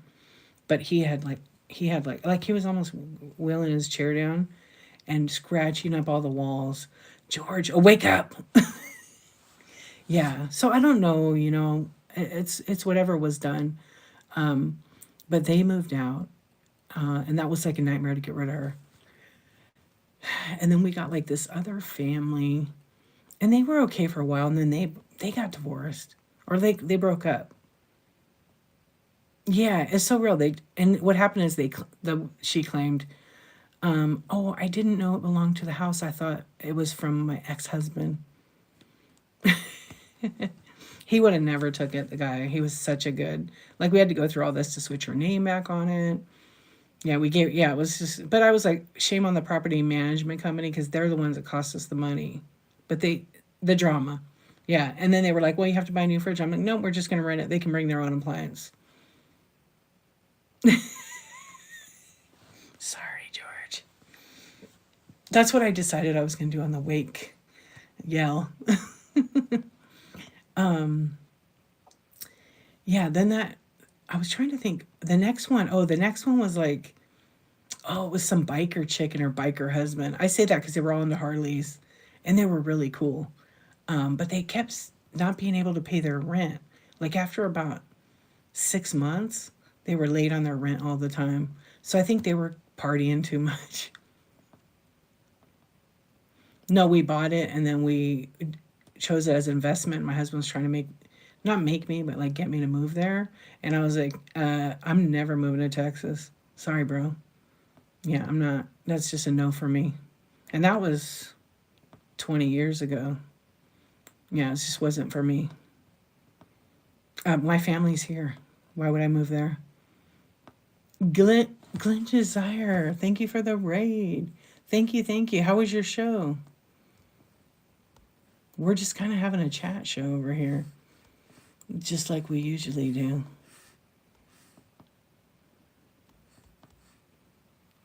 Thank you for the raid.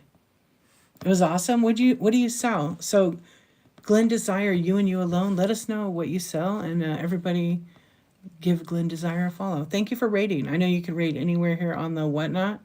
Vintage decor. Oh, nice. That's what I started out here on Whatnot, in vintage decor. You're probably the last one on tonight, right? Because nobody stays on past like 10, 11 o'clock at night anymore. I appreciate it. Yes, right? I remember when I started on Whatnot, 8:30 Pacific time. It was ghost town. And there wasn't a lot of sellers that stayed up late.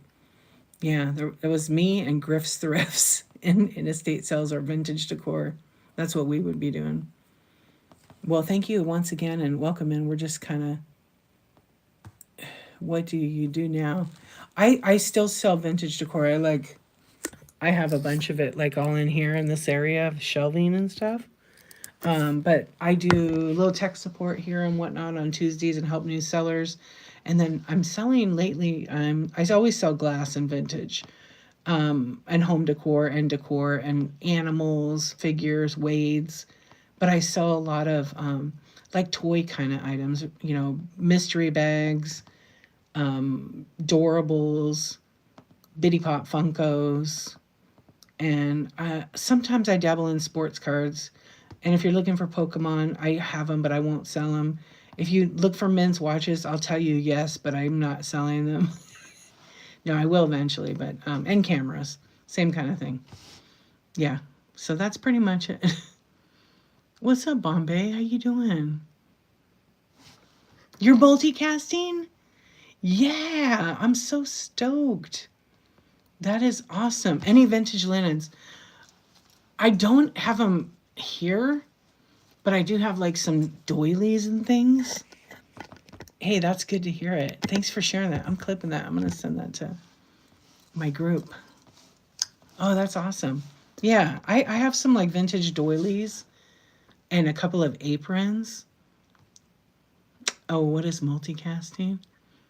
Multicasting is when you take your stream on whatnot and set it up to go to YouTube, Twitch, or Facebook.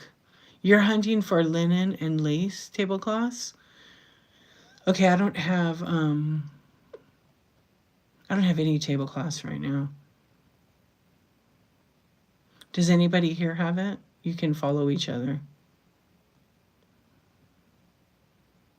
Yeah, they do it all at the same time. I'm actually streaming to YouTube. I didn't even say hi to my YouTube friends. I'm sure they've left me all kinds of comments. You upcycle into dresses? That is awesome. Are you selling the dresses that you upcycle here on Hoarding Tendencies? That is a pretty rad name. Yeah, so I multicast. I have been for, almost a year and a half, I think. Yeah, so I multicast. Oh, here we go. Yeah. Hey, let's read the YouTube comments.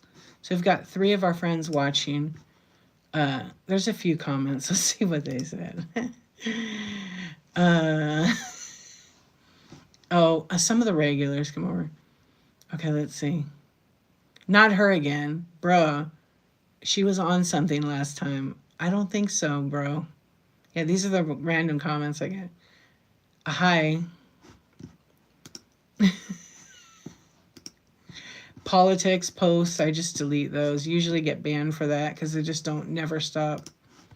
Yeah. I'll donate if you stop talking about this goofy shit. I think I like that comment. I'll donate if you stop talking. You tweaking? See, this is just the dumbest comments ever. They usually every statement is a confession, right? Y'all, other 5, what's up? Can I have a shout out? What's up, Enchanted Magic? And then question marks, question marks, question marks. What's bro yapping? This is the comments on YouTube. They always crack me up. Yeah, there were some dirty ones. I don't read them.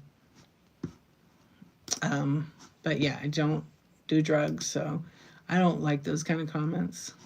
But they crack me up. They are funny. Usually I'm just like, you going to bed, Diana? Have a sweet sleep. See you next time. It is so late. It's 1:30 already. I know. So helpful, right? I'm not a hoarder. I just have hoarding tendencies. You know what? I appreciate your honesty, right? Don't we? Do you guys? Come on, let's get real. Resellers. A lot of resellers have hoarding tendencies. Yeah.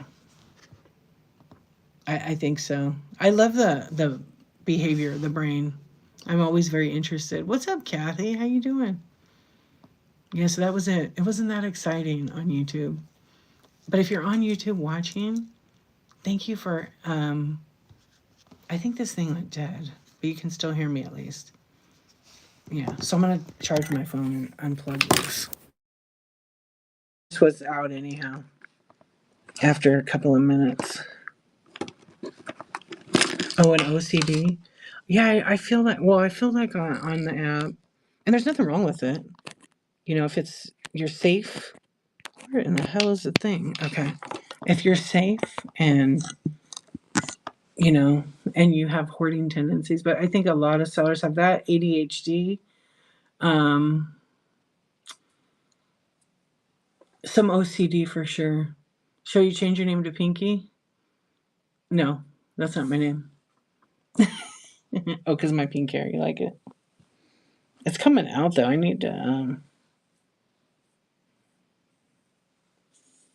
I need to like add some more in it. You too, Diana. Thank you. Yeah, it's so sleepy. What's up, Moda Barber? I see you. The pink is fun. Yeah, I like it. I only I meant to just do like a little bit, you know. So I always just did that side. I was gonna do the well, I had a friend make a she's not my friend really. She like made a rude comment about my hair and it was like, how sad for you in your pathetic life. Like, because I have pink hair, that's what like bad people have. And I was a little bit surprised that she said that. And I thought, wow, what happened to her intelligence? Yeah, it's a whole situation. The best thing I did was just like, I realized that she's really not a friend. Yeah. Same thing we do every night. Try to take over the world. That's right. Yeah. Yeah. It's a political thing. She actually made a comment about my hair and said, yeah, evil pink hair, pretty much. And I was like, what? I was kind of shocked that her like her kid was there. Like, what kind of example is she setting? It was so stupid. I was just almost like, wow, really? I'm shocked still, but I don't like see her that much. But I know she's like kind of like not a person that I would trust at all anymore. Yeah, she just got really weird with politics. Her whole life is about a political party, and mine is not. But she made these weird comments, and I even my friend that was like she doesn't talk about that stuff, but she was like, "What did she just say to you?" And I said, and I go, "You heard that, right?" And she goes, "That was like the stupidest thing ever." I said, "I know," and all the teachers were there, all the school board people were there. Yeah. No, she's not.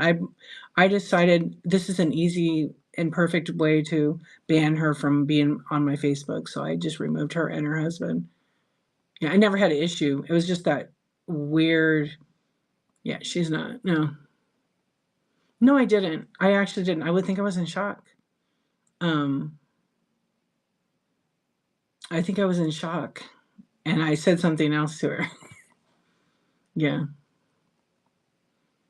Yeah, people get weird, and I'm for everyone. It doesn't make me a bad person that I'm for everyone. I think there's room for all of us in this country.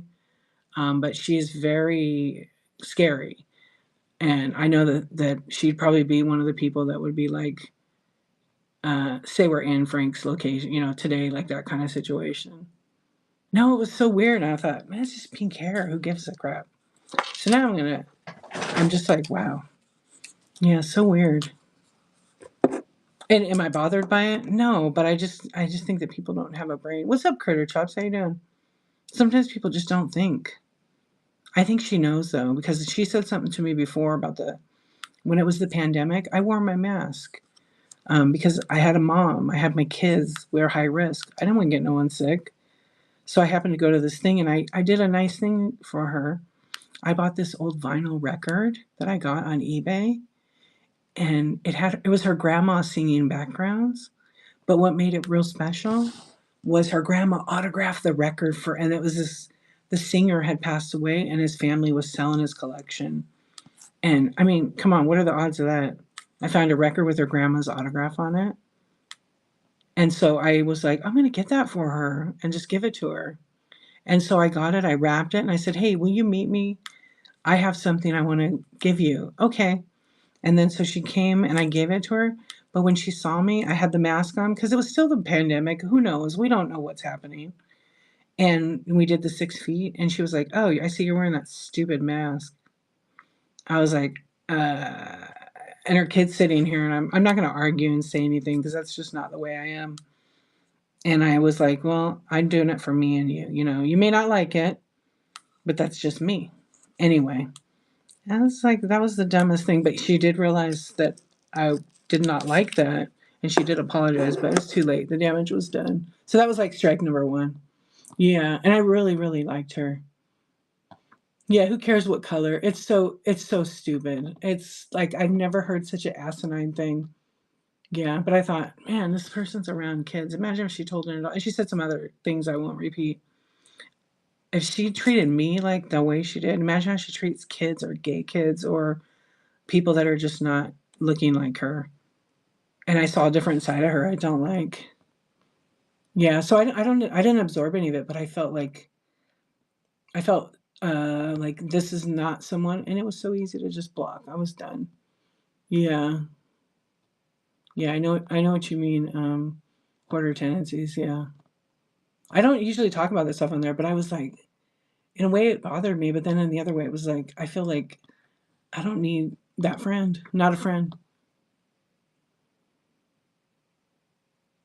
I know it's really crazy. Yeah, I'm just not for that. Yeah, I'm always gonna be me. Yeah, so hateful. I was still like, oh, I did. Yeah, because I have them. I blocked them on my phone too. That was years ago, Kathy. It was years ago, so I was already there. You wouldn't have given the gift. No, you probably would have because you would have been in the situation. It was very weird. Yeah, everybody says what they do, but I don't think that's the case. She was a bitch. Yeah, you could say it. No, not a friend. Not a friend. Not a friend. Yeah, it's crazy. It was weird. It was real weird. But it felt good. And I have to always be myself. I can't pretend to be something. Assholes live forever. Yeah. It's too bad because she misses out. She's the one that's going to miss out on friend. You'd pull a Brooklyn on her? Yeah. I started noticing her change and get like too hardcore uh, around the pandemic time. Like she got brainwashed. I mean, she always was, but I didn't think she would be like that. Yeah. But I could see, you know what made me sad? Oh, Westmoreland, you don't have to tip me. Thank you so much, but you don't have to do that. You know what made me sad? You know what? Because I'm one of those parents. I saw the look in her kid's eye. Because I was always good with the kids. And I saw her, she was sad for me. And I could tell, you know, you could just tell. And she looked at me and she had this face, the little girl, and she was like, I'm really sorry, my mom's an asshole. Yeah, she knows. The kid's smart. Totally embarrassed. Her face was bright red. Yeah, and the husband he looked at me and he was like, he couldn't believe it either. So I'm sure they got in a fight about it. Like the other kid.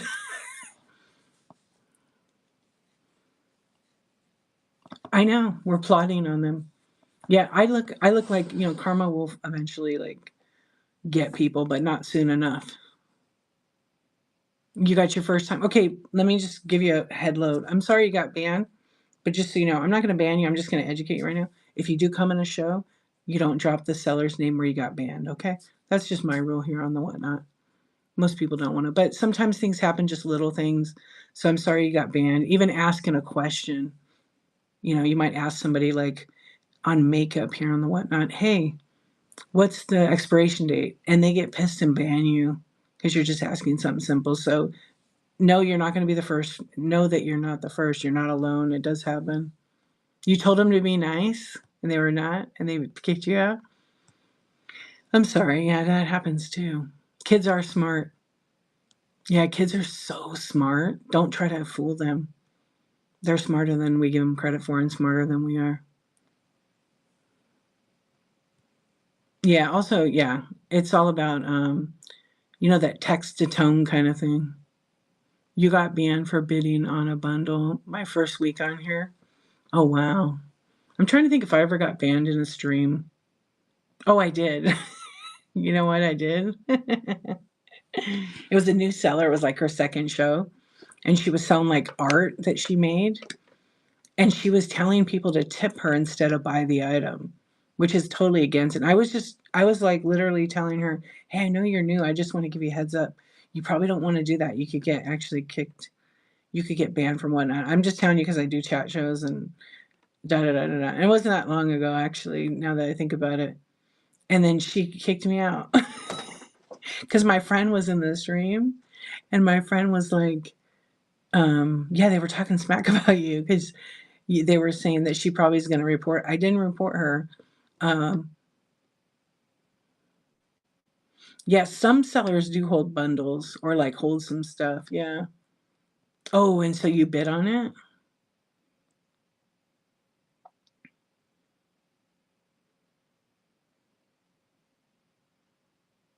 Oh, it just says banned. But you were still in the room. There's some glitch right now, so it could be that. Yeah, you were new. I mean, sometimes it happens, things happen. But there's no friendships in bidding. When I'm in a stream, if we bid against each other, don't take it personal. I want the item more than you do, and I'm going to bid up to get it. Bundling can seem like favoritism. Does it feel that way? I was banned for sending the seller a message telling her my stuff arrived smelling really bad a cigarette. I know about that one. You got banned from her? I don't think I got banned, but I never went back in there, Kathy. I know exactly you told me who it was. Yeah.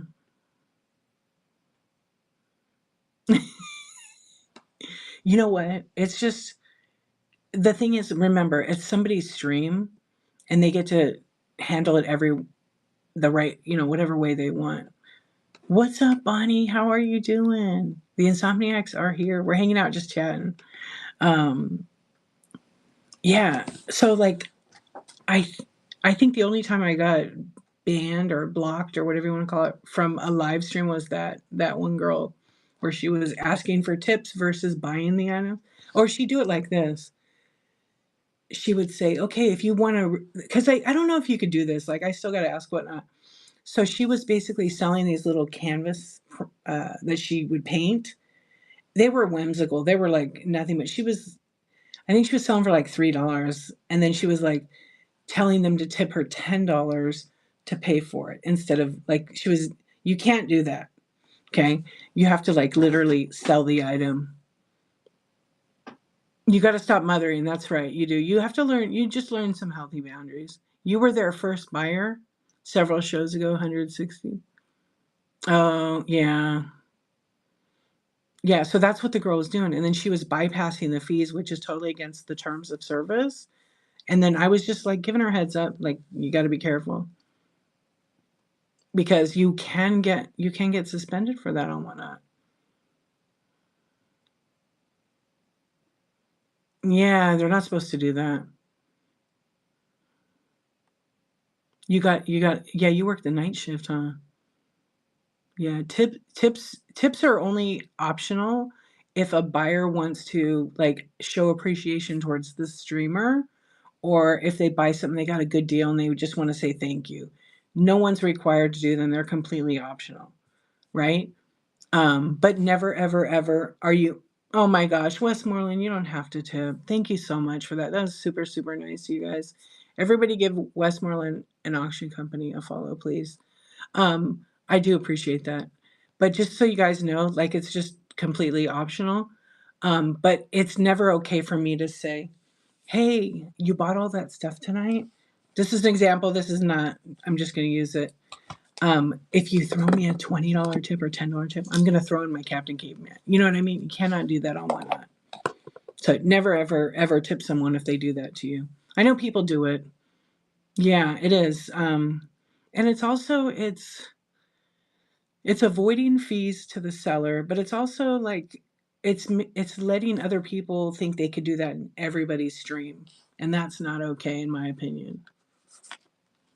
You can't trade goods for a trip. No, you can't.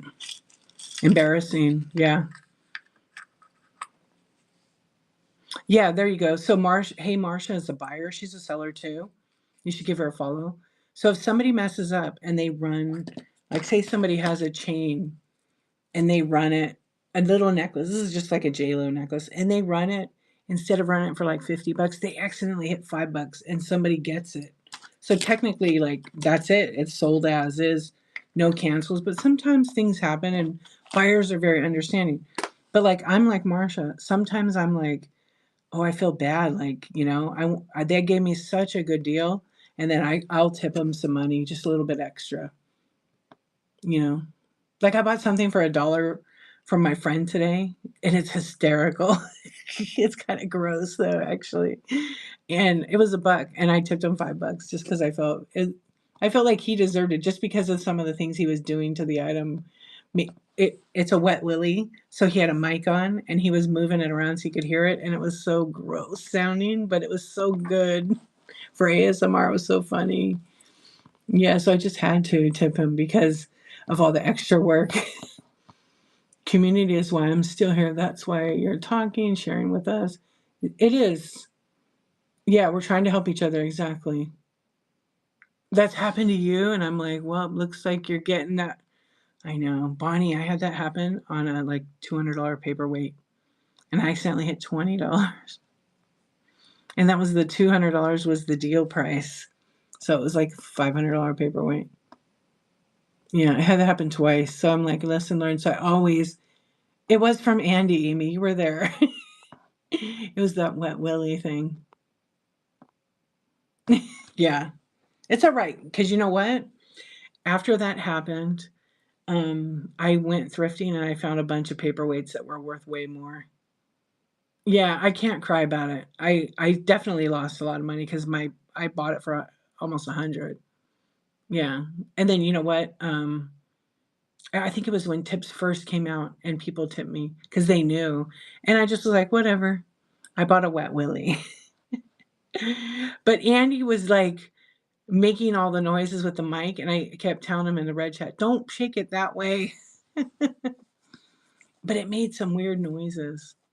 Those were really good when you went swimming. You could play catch with it because you can't catch it with wet hands. Yeah, I haven't seen one of those in forever. But it doesn't look like a wet willy. It looks like something else. Yeah, that kind of gross. Yeah, you were there. You saw him. I know you're lurking in here, Andy. Yeah. I got a package today from Andy, and I'm all, what did I buy from him? I didn't even remember. And then I was like, oh, I got some DVDs. I totally forgot about, like a collection, a box set. Yeah, I totally forget other time when I buy stuff on Whatnot.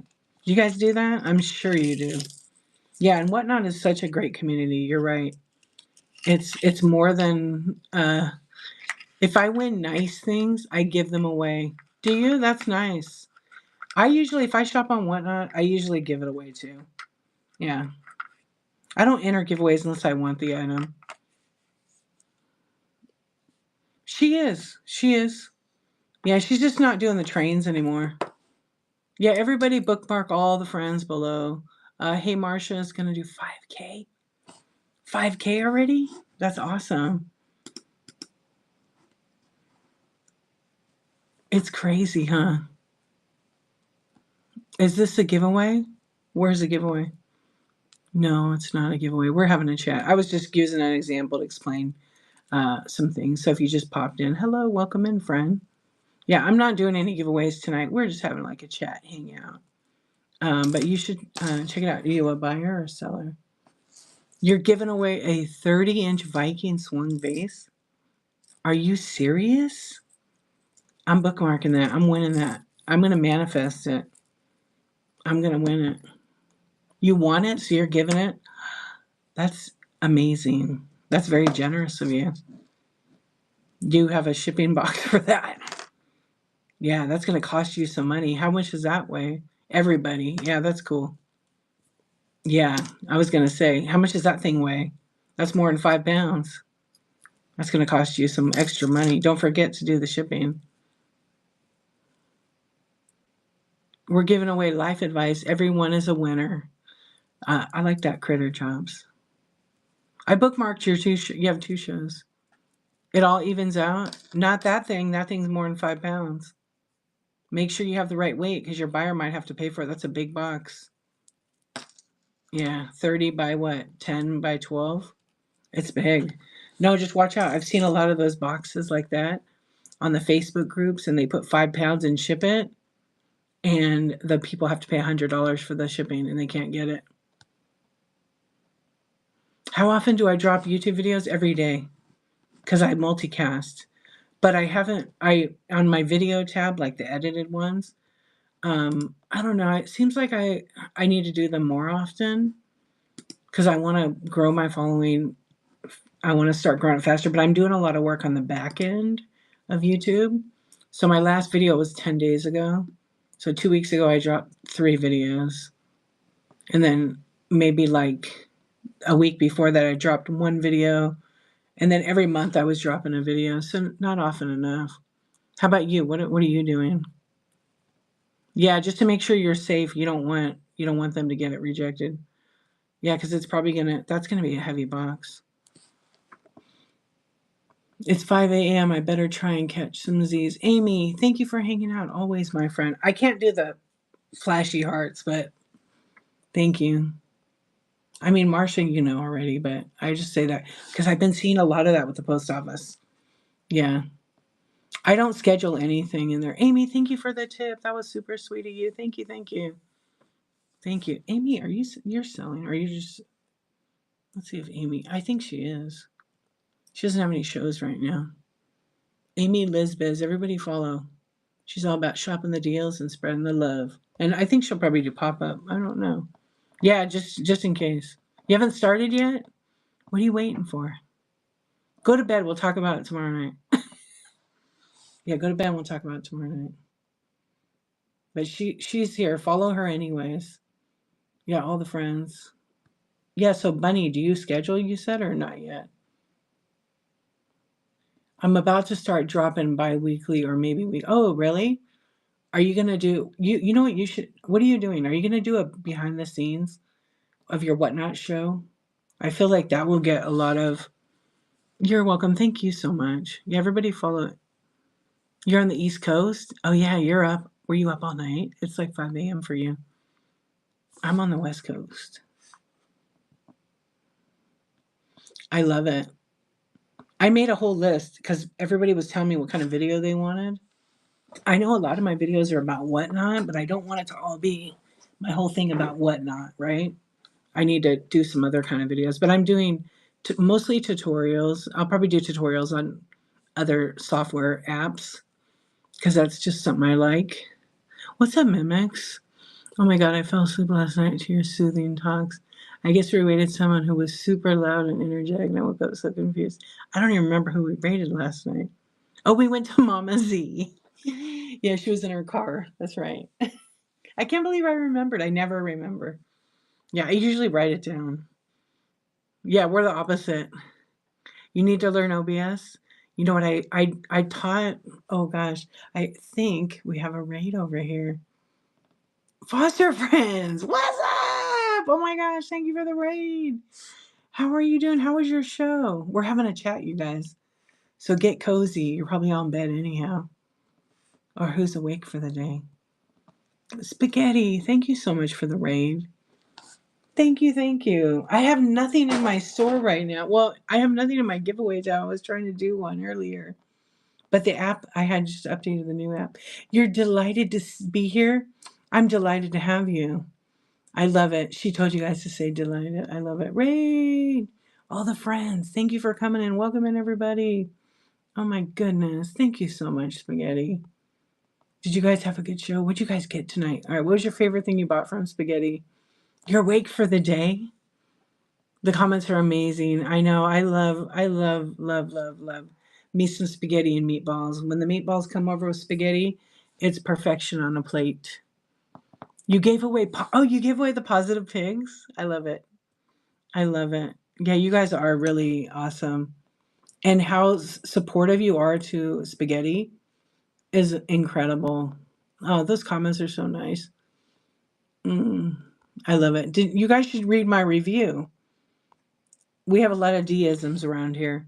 Read my review from Spaghetti. It's wonderful.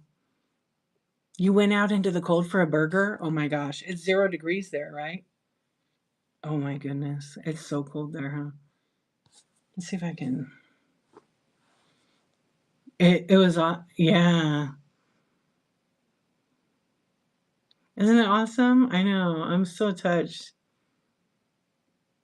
She's a poet and she knows it. You guys know that. She writes in the show notes, every show she writes a poem.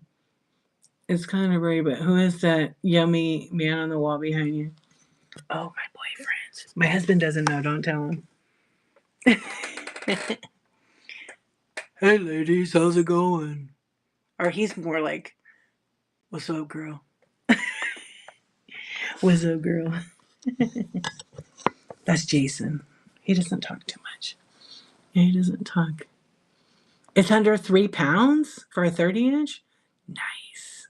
That's not bad. You went and weighed it. I love you. Why does his face just move?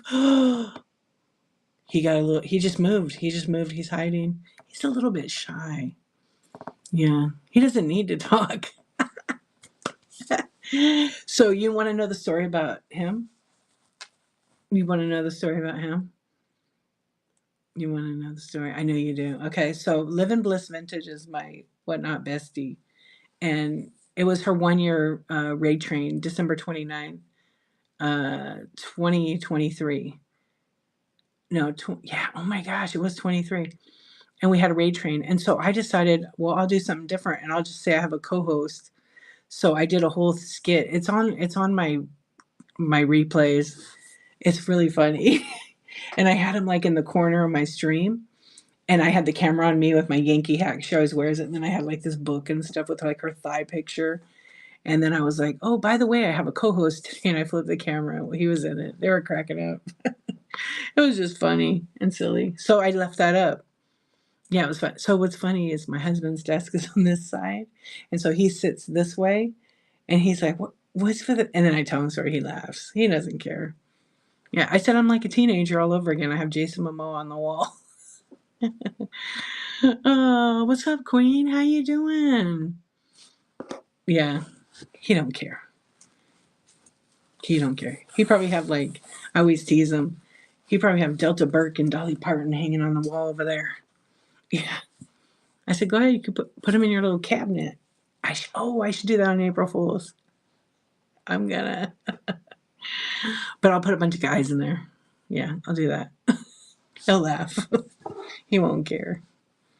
Yeah, he'll crack up. I'll do that to him. You're good. Yeah. Happy Saturday. I can't believe it's 2 o'clock already. Yes.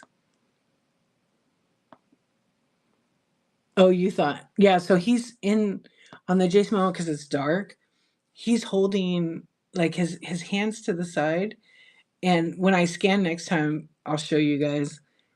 He's holding Living Bliss's thigh picture. Yeah, it's pretty great. That was like a thing. She had some made.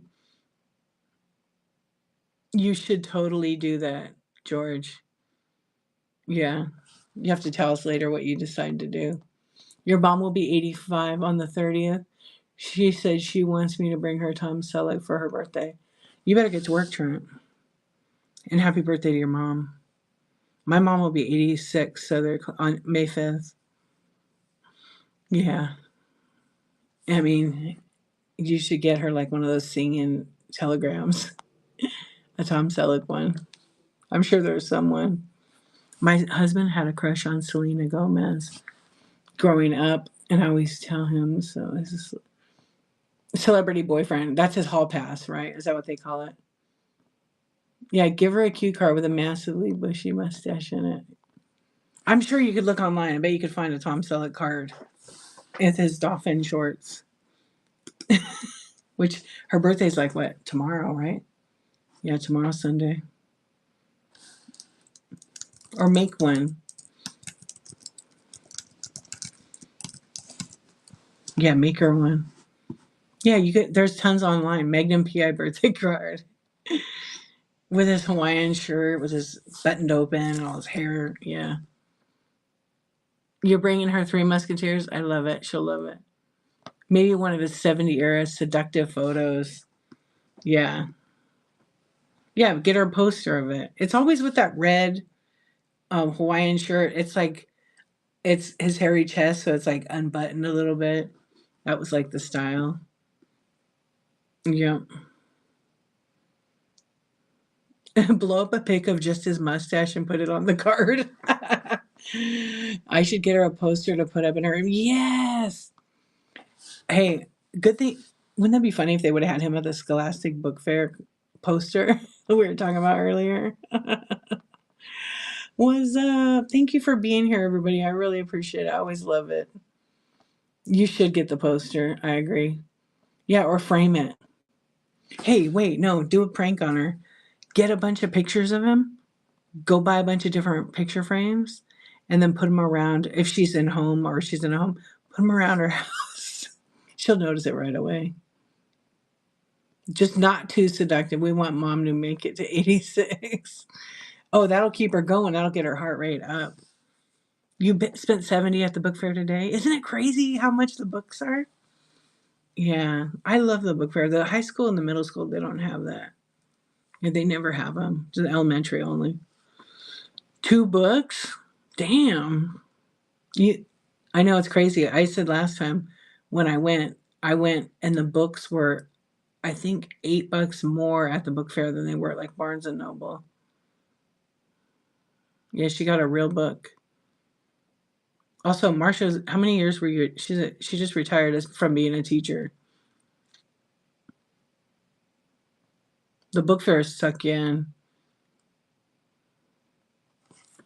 Oh, wow. Grandparents' Day, so you got no, yeah. They have the Scholastic. I should. Oh man, that would be a good show to do. I could stream. They have the Scholastic Book Fair warehouse by my house, and they have these special sales. I was like, oh, I could go live in one of those, but they're kind of hard to get the books because they only have like 2 aisles. Yeah, but they're real specific. They probably would not let you live stream in there, and actually, connection might not be so great. Yeah. You could get your mom this picture of Tom Selleck right now. You want to see it? It's pretty good. I got the perfect picture for her. This will get her going all right to 99, maybe 100. Hey, Tommy. Yeah. You know, he's wearing like, um, yeah, some sexy swim pants. I think you should get her a thong. Probably not, but oh wait. Oh, he is wearing a thong. Yep, he is. Thong to thong, thong, thong. Look at that man thong. Mm-hmm. Your mom might like this one. Your mom might like this one. Because this be like more like that Magnum PI one. But this was like the popular picture, you know, with that red. Wait. Oop. Yeah. I don't know where that one went. It popped up. Yeah, there it is. Yeah, that was like the famous picture, like I remember. And then there was like another one. He's wearing blue dolphin shorts. Mm-hmm. Yeah, find it and print it. What's up? Hey, how you doing? Lily Louise, hello. We're talking about mimics. I almost did a spit.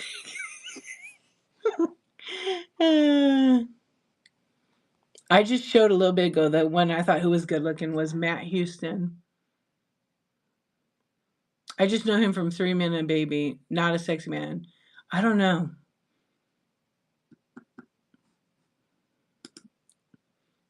I don't know. He was all right. I mean, he was like, 40 years older than me.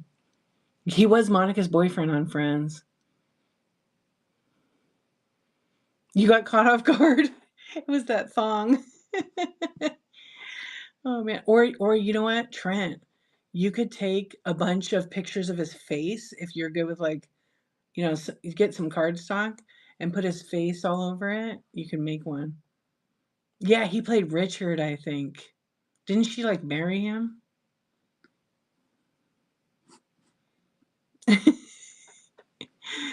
Sorry to do the jump scare, Tom Selleck jump scare.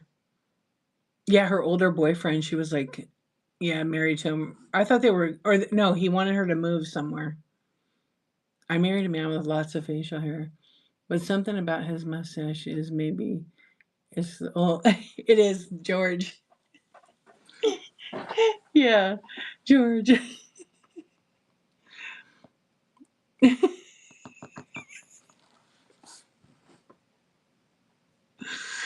Yeah. George's husband has like a gigantic beard. Well, it's getting bigger, right?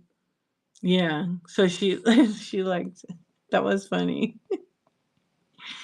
Yeah, Richard was her dad's best friend, that's right. And they dated. But I was thinking like he was moving away to like England or something there.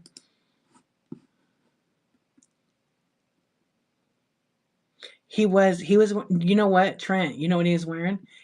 It was the men's underwear from the 80s that had the white waistband and then they were like black. Yeah. And they were probably a thong. That's what the picture is. You could see it. Someone made Tom. It's on a Tom Selleck vintage postcard. Yeah, it's really good. That's when like some actors would do that. Today they do not pose like that. Yeah, they do not pose like that at all. Yeah, total that kind of vibe for sure. Live on Mansion. They're doing the Top Gun mustaches. You're ready for the trend to be over. That's funny. Yeah, Top Gun. Oh gosh.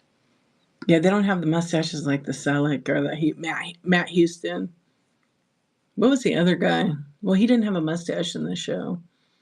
The Fall Guy. He was like another popular. Oh, and who said David Hasselhoff? What happened to him? He was doing like a reality show, and then I didn't see anymore. Awesome vintage. Thank you for the raid. Welcome in, everybody. We're just kind of hanging out. Actually, we're having a after party. We're having an after party right now. Awesome vintage. You and you alone.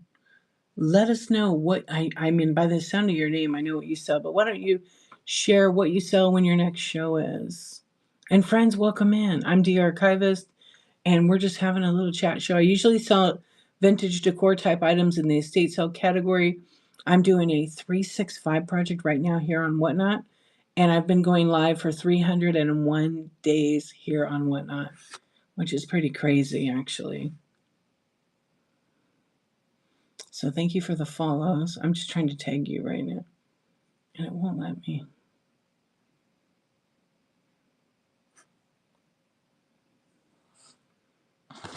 You have a lot of late night pop-ups? Vintage, are you in vintage decor?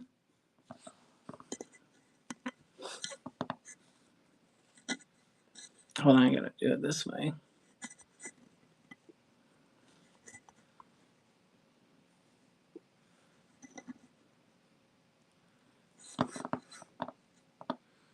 Did I do it right? Awesome vintage, right? Yeah.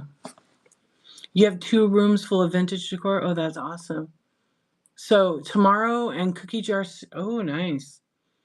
Right on. Well, thank you so much for. And what kind of toys do you sell? Vintage toys or just whatever? So we're having a chat. If you've never been here before, I do an Insomniac club here and Whatnot for 2 years, almost 3 years. And we just hang out, we'll chat, and sometimes I actually sell stuff. Sometimes. Yeah, don't ruin my reputation. Mostly vintage. Oh, that's awesome. Well, I think I'm already, yeah, I knew I was already following you because I have seen your name. Have you tracked how many followers you have gained during this? I have. Yeah, I have. I'll reveal that all on my 365 show on June 2nd. You guys bookmark my chat show June 2nd because I'm going to talk about the 365 project, what I learned, why I did it, would I do it again, what I loved about it, what I didn't love, how did I stay focused. Um, it'll be my tip. It'll be my tips. It'll be my literal tips. And do you think anybody could do it? how do you put yourself through all that? Just show up. You love that doll head? That's my new baby. I just got that one. I collect body parts. I forgot to mention that. I have a thing for any kind of weird, unique,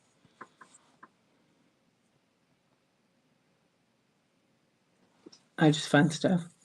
Yeah, so I'm a big buyer of body parts. Usually vintage. I have a lot of vintage. Yeah. You too? No way. And Misfits? I got a bookmark here too. Yeah, like not too many weird ones, but I just like all the different little cute things. Yeah. I mean, up here is all body parts. All the bisque doll arms, heads. Yeah, so I just got that from I got that one from the Grove. It's really nice.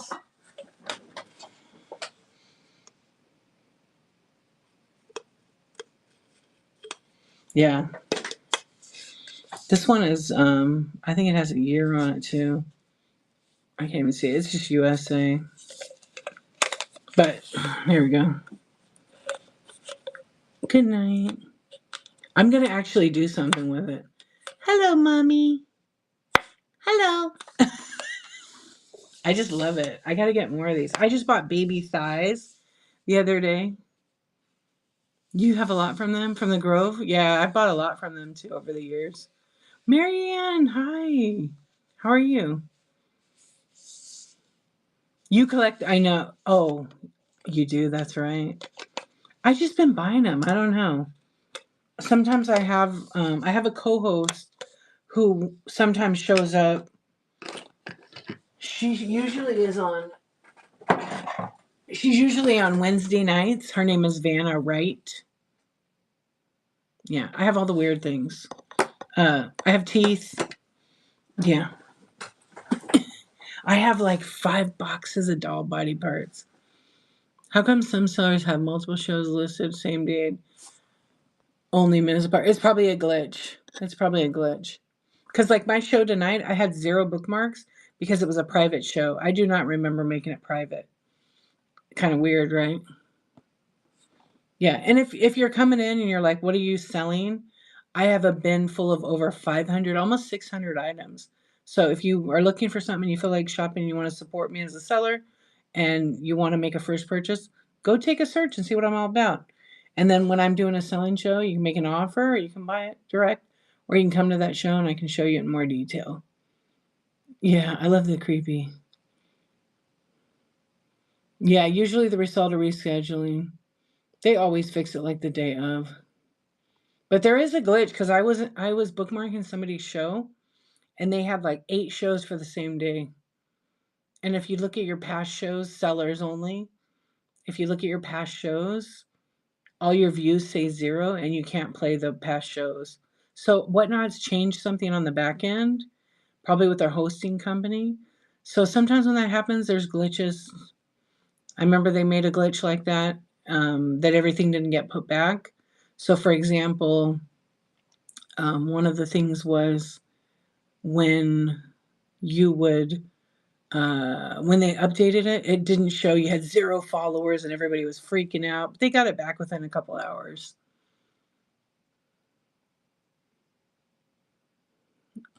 Unmanned, really? You should report those. Yeah, they don't want those on here. You're not supposed to do that. Yeah, they're like automated, right? You should actually because we have to do a lot of work to be live all the time, and that's a huge no-no. Were you Marsha in the one that um we raided into, and it was literally the best ever? I mean, I give the guy credit. He literally made a slideshow and it played. He must have used OBS. So he made a presentation video that fit to show here through all his products in his Buy It Now. And he was like talking, but the problem is it was too obvious it was automated. And he was like, check out this new, and he was showing whatever, this new camera lens. It's brand new in the box and it's only one at this price. So while supplies last, go get it. And then he would talk about another product. He'd like switch the image It wouldn't be a live product. It'd be like digital. And I feel like it's cheating. Yeah. But also, how can you buy from a literal machine when you have to see the item? There's no one there to do it. It's like he said it and left. And then everything was buy it now. Yeah. But they will get kicked off. Eventually, someone will report them because sellers were like, oh no. So we raided in that show that night and we hung out for like an hour. The comments were hysterical. I think I made a clip of it.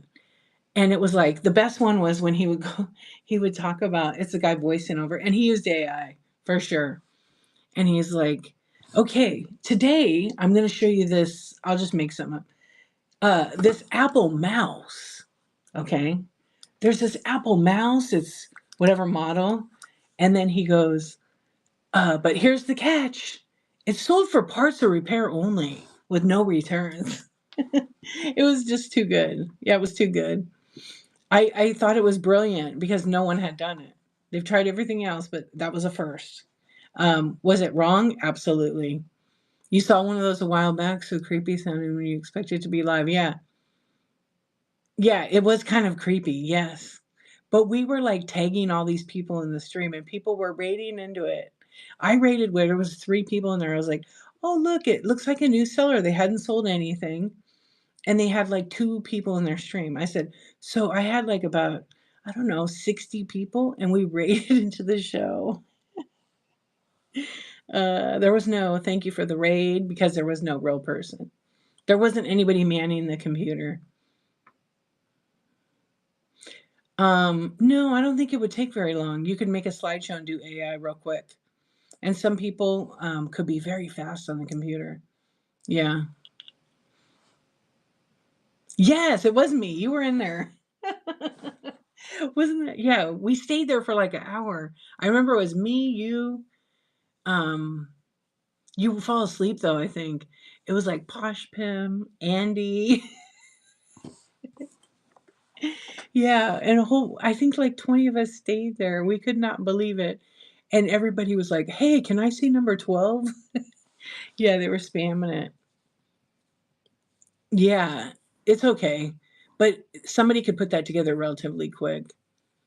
You left after 5 minutes. It was creepy though. It was like a Motel Hell vibe. It was totally like a Motel Hell vibe. And if you know what that is, if you don't know what it is, don't look it up at this hour. It's like a creepy old horror movie. More like a cheesy one. Yeah, oh my gosh, it was hilarious. We raided into a show that only had a Funko on a spinning stand. We had so much fun for at least an hour. We welcomed folks in. That's what we were doing. I think I went to that Funko one. It had a spin, the rotating thing, and then it had the Funko. It was the same one. It never moved. Yeah, and the guy was sleeping. He got suspended, I think. That's so funny. That wasn't I don't know. I don't say the name of the sellers of it. I never want anybody to say the name of the person, so I never repeat it. If you don't experience it, you had to be there moment. Did you see the one last year where the guy forgot to end his stream after the first show? No, I heard about it. But I was in someone's stream and they left their computer on and you could hear him in the corner snoring and farting. And then I'm like, I got to come back to this and see if they ever wake up. And then maybe like you guys were making offers. And then all of a sudden, like I came back like an hour later and it was this lady selling on there. She never turned it off. She was so afraid that if she turned it off, she would never know how to turn it back on because like her grandkid helped her. Viewers saw his shirtless in the mirror at one point and heard him yell about his and oh my wait, I think that's the guy that I rated and he was cooking magic meat. I think and then he was definitely so he definitely had some kind of addiction. And he was doing some like he was cooking meat when we rated him. And then the next day he went live and it was interesting. He was okay, but then he kind of went a little crazy there.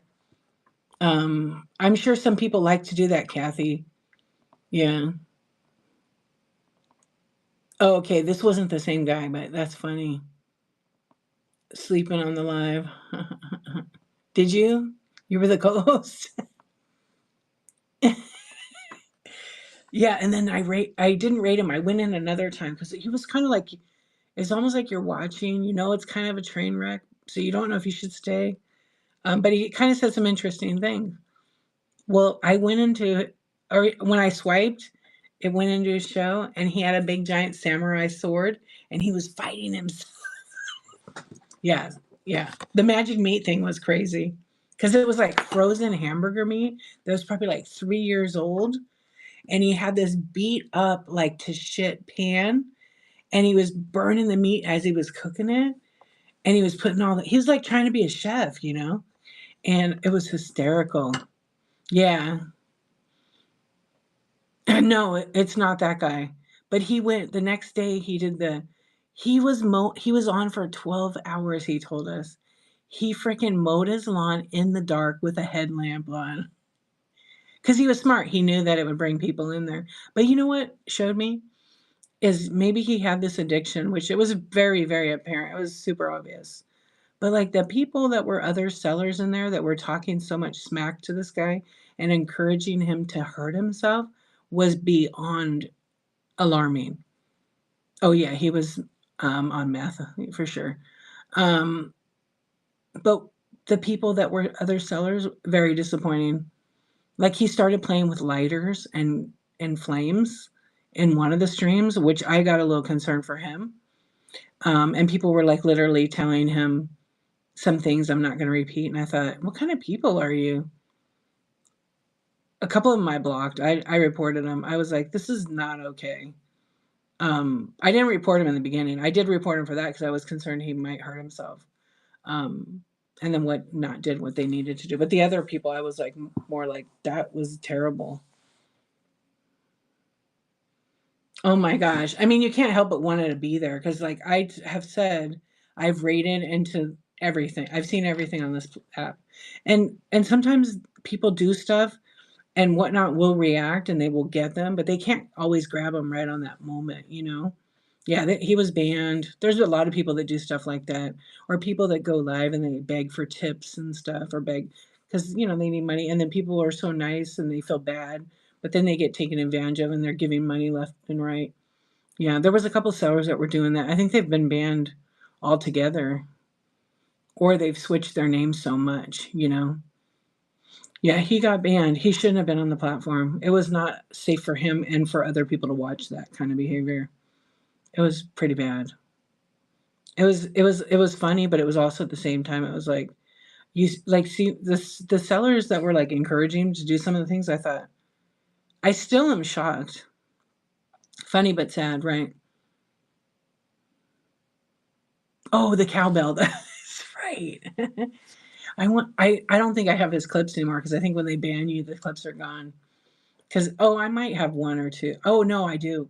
I downloaded the clips because it wasn't showing his face or anything, but it was some of the stuff he was saying was really funny. He was doing the sword fight. Yeah. It was like almost a little kid that was grown up and just had a hard life. That's what you saw, but you didn't judge. You just like, wow, we just never know what people go through. Um, Rural, you never come into a stream and drop information like that. That's none of my business. You just put that in my stream. I don't appreciate that. Yeah. It's none of my business if someone does what they do. They're all grown ups. Yeah, so please don't do that. Okay. Yeah, you know better than that. You're a grown adult. I only say that because I know you know better than that. Yeah. And what happens in other streams is none of my business. So I always say that, and I know you've been in here long enough to know that I just said don't drop names. Yeah. Yeah, it's sad. It's sad. But life goes on. Yeah, life goes on. Yeah, that's the one thing I just don't like in my stream. So I've asked that, but it's fine. I want you to know that.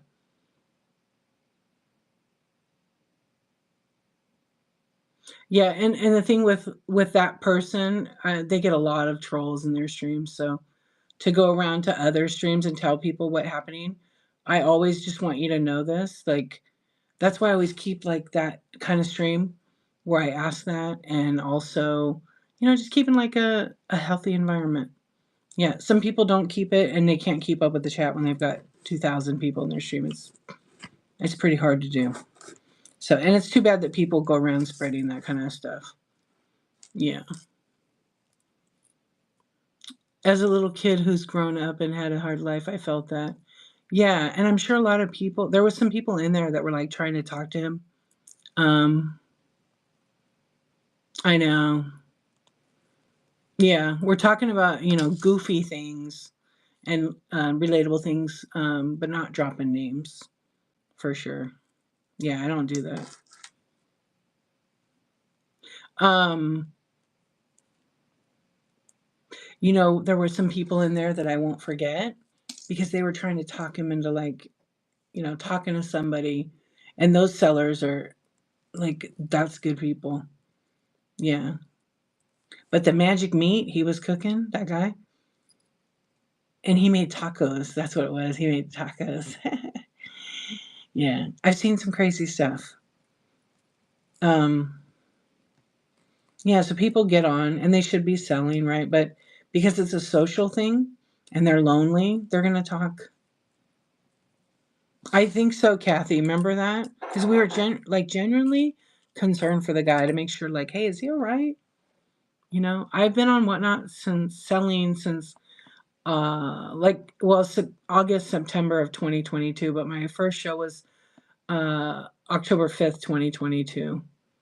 Yeah, so it was kind of like the Wild Wild West. There wasn't a ton of streamers, but there was a little bit of crazy in here and there. Crazy and like, whoa, are they really supposed to be doing that in here? And then most recently, there was like a naked guy. There was like a naked guy in the stream. Yeah. Yeah, you're going to get banned for that. He's been banned, I'm sure. Okay, what? You didn't know it existed till a month and a half ago? Oh, so you're a brand new seller. I was just about to ask you when you started selling. Yeah. You were laughing. You woke him up. Oh my gosh. Okay, everybody put when like if you're a buyer, put a B and put like when you started, what month and year. If you're a seller, put a S and put month and year. I'm curious. About a week. Yeah, you went right away, but you were probably in another platform, huh? Okay. Hey, Mr. Postman, go back to sleep. And good thing you don't have pants. Good night. Oh my gosh. Oh, March. That's all right. It made some money for you, right? 6/23. You forget. Is that when you started selling, Kathy? June of 23, March 23. But I'm approved. But I'm a buyer. You just never had a show, Crazy Beast. You should totally have a show.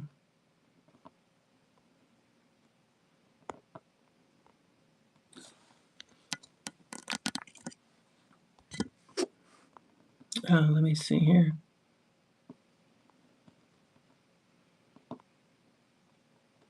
Crazy Beast. What do you like to? What do you want to sell? Buyer August, seller October of this last year, right? 24. You took mid to mod. I remember when you were on here, and I haven't seen you in a long time. I mean, I've seen you recently. October. Oh, so Bombay. Yeah, I remember like seeing you back then. But was your name always the same? Yeah, Facebook Marketplace has its peaks. Yeah, but do you like love whatnot? Just run your stuff all the time. That's what I did in the beginning. Oh wow. So a lot of people are new. Gramcraft, 11/24. Trent, you're April of 24. Look, you're already a year. Buyer sometime in 23. I'm way too shy. I have stuff I think I would do well here. Well, you don't have to be on camera. You could set up like a little thing like I have right here, and then you could put your thing on it and have it zoomed in, and just put an item one at a time. Yeah, but I get it. It's really the first show you have is awkward. You're talking to a phone with a bunch of people, that you don't know, or you might have one person in there. The first few shows are really awkward. Yeah, but just stay live for like 1 to 2 hours, and just do something else while you're like trying to do it while you have a few people in there, and stay positive. It's not so bad. And then once you do it and you actually start selling a few things, you'll be like, oh wow, I might do this. Of course, you got to love the shipping and all that, because if you don't, then that makes it even harder. You buy a lot from Facebook, but how much luck selling there, because you're in the middle of nowhere. Yeah, you're addicted. Whatnot, I think Whatnot, like when I first did, I sold, in my first show, I sold like $76 worth. And I thought, oh my gosh, this is so great. Look how fast I sold. I don't know, maybe 9 items. And then I had my next show and I sold like 21 items. And then my next show, I sold like 12. And then my next show, I sold like 40. And then it went 50, and then 60. And then I sold 10. And then I sold 10. And then I sold nothing and nothing and nothing. I mean, pretty much like that. And then I had a show, I sold like 90 items. And then I had to ship it. And I was like, oh my gosh. Yeah, it's addictive, but it's so much fun. But you can move inventory pretty fast. And I didn't sell any of my vintage stuff for like $1, like some sellers do, and that works for their business model. I sold it for what I would get on other platforms. Yeah, I stuck with that. I wasn't going to discount it down to like, $5 and $10. You have two 11 by 24. Oh, wow. Yeah, you can list in the marketplace though here. You don't have to have a show, but you could if you wanted to. Yeah, you're usually not on camera. Yeah, you don't have to. I only started getting on camera after Kathy P in here said, are we ever going to see what you look like? All we do is hear your voice. And I literally did this. Oh, sure. Hi. I literally did a quick flip. You had a different name. Yeah. You see me a lot in Brooke shows in the past. Yeah, you take a lot of one. That's all right. Yeah, always been in her shows. I used to only just lurk. And then I started interacting with the chat, and it's always fun in there. I like to watch her process. She's a very good seller. And she's a fun streamer. And she has that good voice.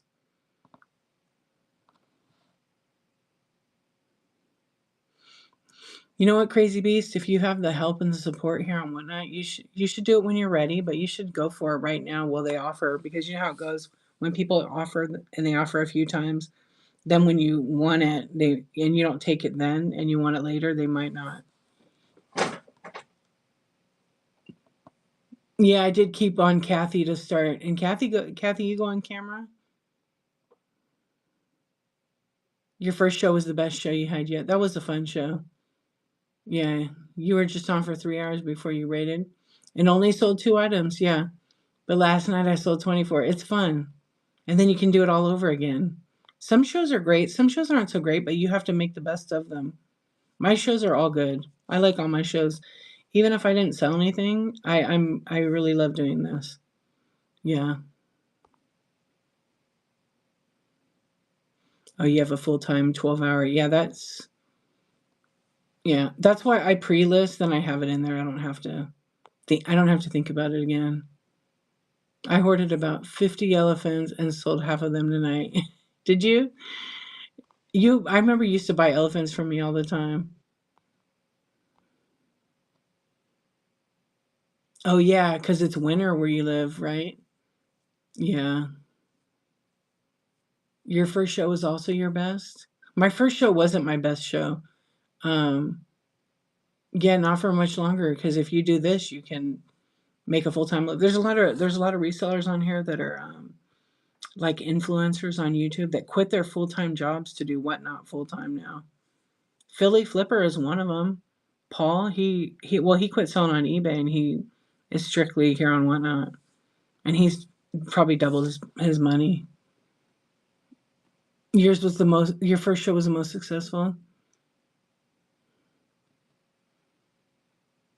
Oh gosh, you have to drive that far. That sucks. Yeah, anybody can do well on here. You just keep doing it. Keep running. What happened is my very first show, I had a glitch and my stream didn't work. So I said, this whatnot stuff sucks. I'm not doing it. What a bunch of crap. And I'm very techy, but it was just an issue. And so I was like, nah, I'll just keep buying. And I had been buying since I think February of 22, maybe. So it's been 3 years. Um, I started watching Noah Baller and Griff's Thrifts, and they were both like selling out of the back of their truck. And I was like, these guys are chill. I could totally do this. All right, I'm going to try it one more time. And then I got to know all of them. And then when I went live, it worked. And some of the people who followed me from then are still buying from me today. You can't stop buying. You did pretty well on eBay for a while until you left your day job. I know. I used to do well over there. I'm on here only. I mean, I had a store over there, but I closed it. Yeah, it's better to invest a lot of time in other people's streams and get to know people, and they'll remember you and they'll be like, I think I'm gonna raid D tonight. Is she on? Oh, she's always on. Yeah, so when it was late at night and there wasn't a lot of estate sale vintage people on, it would be me and Griff's Thrifts, and we were back in the day we'd raid each other like all the time. Yeah. Yeah, Kathy was a buyer for a long time. Yeah, you did have a lot of followers before you started. So like somebody who asked me about the followers, Marsha did, huh? So I have 17,000. I almost have 17,500 followers on here. On whatnot? Hold on. Yeah, you have to network like that. I went to so many streams, and I just met a bunch of different people. And I would be a self-appointed mod. So if someone would say something in the chat and the seller missed it, I would always like type in like request for and whatever the item is in question mark, and then I might red chat it so they could see it because they miss it a lot. And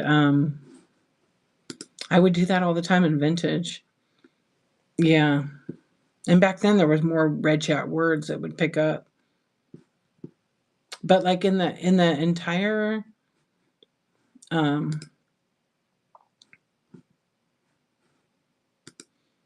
I think I've actually gotten a lot of followers from, I mean, I'm on every day. For a while there I was averaging 200 new followers every day. Yeah. And that's not even clicking on follow. That's from people tagging people to follow me. You're always talking to people and following so many they follow back. Yeah. And I do like follow for follows. Sometimes I miss some of the follows. I'm okay with that. Tag me away. Yeah, because if people don't know how to do tech stuff, and they want to come learn from my chat shows or hire me with the one shop 33. Oh my gosh. What's going on? Raid. Welcome in, everybody. I have not seen you in a hot minute. How are you? Welcome in. How was your show? Thank you for the raid. I really appreciate it. Tonight we're just kind of having a chat show over here. You brought in a huge raid. Thank you. Thank you so much. All right, so Shop 33 is a seller here. You and you alone, share your show. Let everybody know what you're all about and what you're selling and when your next show is. And thank you so much. I really, really appreciate it, everybody. This is the Insomniac Club, and if you've never been here, I'm going to say it again. I'm de-archivist. I've been streaming on Whatnot since October of 2022. Currently, I'm doing the Ultimate DEE Challenge, which is like a Whatnot challenge, where I go live every D of the week for 1 year. I have streamed 301 days in a row. Yeah, and I love Whatnot. So today was my first show of the day, and every day is my first show because I'm new here, right? And it gets me excited and pumped up about the Whatnot. Thank you for hitting the hearts. I appreciate it. Yeah, check out the bin if you feel like taking a look and see what I'm all about. The bin will tell you. Anything from toys to vintage glass and decor and more, to blind boxes, bitty pops, Have a wonderful night. Selling vintage playing cards weekly. Oh, nice. So everybody give Shop 33 a follow. So when's your next show? Yeah, good night. Awesome vintage. Thank you for the raid earlier. I appreciate it. I really, really appreciate it. So we're gonna raid in a little bit. I hate to like not be selling, but you're doing a Monday one. Yeah, thank you so much. I appreciate it. And everybody that's hanging out, hang out. Let's chat a little bit. Yeah. I mean, here we are at 2:49. It's like the early morning. East Coast, it's always this is like the you want to learn the secret? This is a prime time to be on the whatnot. What's up, Chrissy? You're late. How are you doing, Chrissy Boobs? I know. So I'm in the West Coast. I'm in California. So it's just 2:49 in the morning. It's a great time. It's a great time to be alive. And it's a great well, it's questionable, but it's a great time to be live on the whatnot. Oh, Marcia, thank you for gifting the chat. You gifted tea and sweet tea, Tennessee sweetie, sweet tea, sweet tea. It's hard to look at that. Thank you so much. That was really sweet of you. That was really sweet. Get it? uh, there's always fun people in the late night. Absolutely, absolutely. And we talk about whatever. We just keep it healthy. We never want to trauma dump. We never want to be dramatic and drop in other sellers' names in the chat. I always say this because you have to remember too, we all got stuff going on in life, right? We do. And right now is a questionable time in our country. And for some people, they think people overreact, but that's okay. We don't leave that here. We don't talk about really politics that much here. Um, but the one thing is, we never know what people are going through. And the other final thing is, not everybody has earned the right to hear your story. So remember that. And you could be going through something. Yes, someone is probably going through it too, you know? It is the best time. For me, it's the best time. You're in Central Time Zone, but my state is trying to get rid of it. I wish we'd get rid of daylight savings, but I guess they can't. We voted on it here in California, but it's so nice when like we went out to dinner tonight and we came out of the restaurant, it was still daylight and it was 7:30, you know? Yeah, it was so nice. Thank you for the hearts. I appreciate it. But I don't know. You love it. I love it too. I wish it would stay because it's safe. I feel like it's a little safer, As a woman, I don't want to be out in the dark, 5 o'clock, and in some place I don't know. I like it when it's 8, 9 o'clock at night, and I can still do stuff too. And it feels a little safer. Unfortunately, that's just the way it is.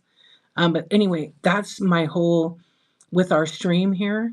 I've always kept it that way with the don't drop names, and I'm real like I want to educate people. I won't just block them.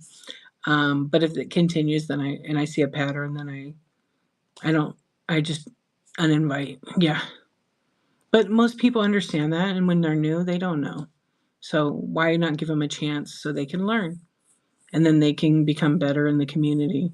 And that goes for like everybody's streams too. I think, some streams like drama and they like all that stuff because it brings people in, but I don't care about that. I don't like it. So that's who I am. And I show up as me on here every damn day.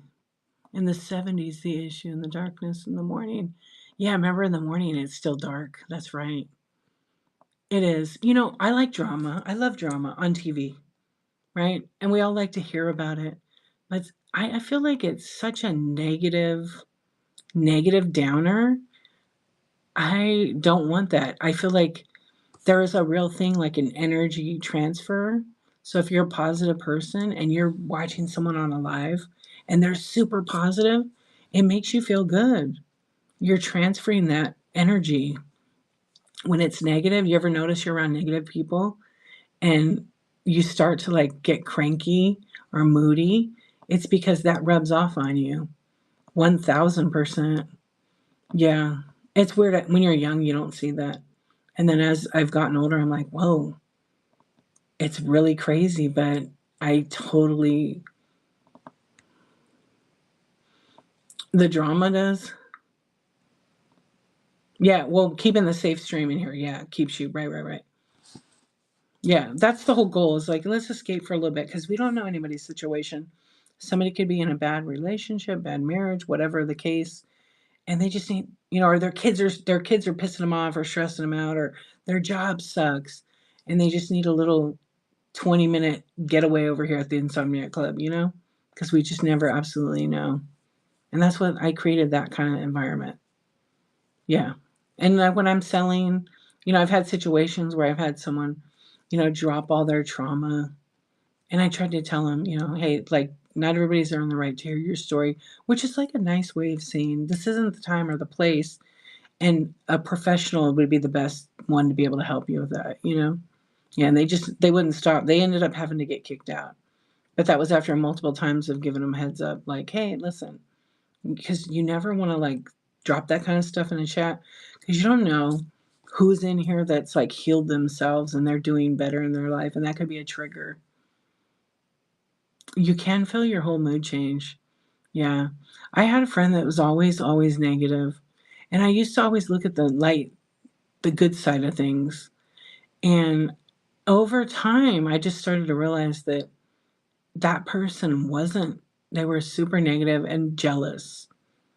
And then when it finally clicked that every time I was around that person, I would get in a bad mood. And I just stopped being, over time, little by little, I think we were friends for about maybe 5 years. I just stopped. And it was the best thing I did for myself, because they were real downer. Like anything you'd say, oh, hey, we should go check this out. Oh, I don't know. It's too long of a wait. Like everything was just down, down, down. Mid to mod, have a good one. Thank you so much.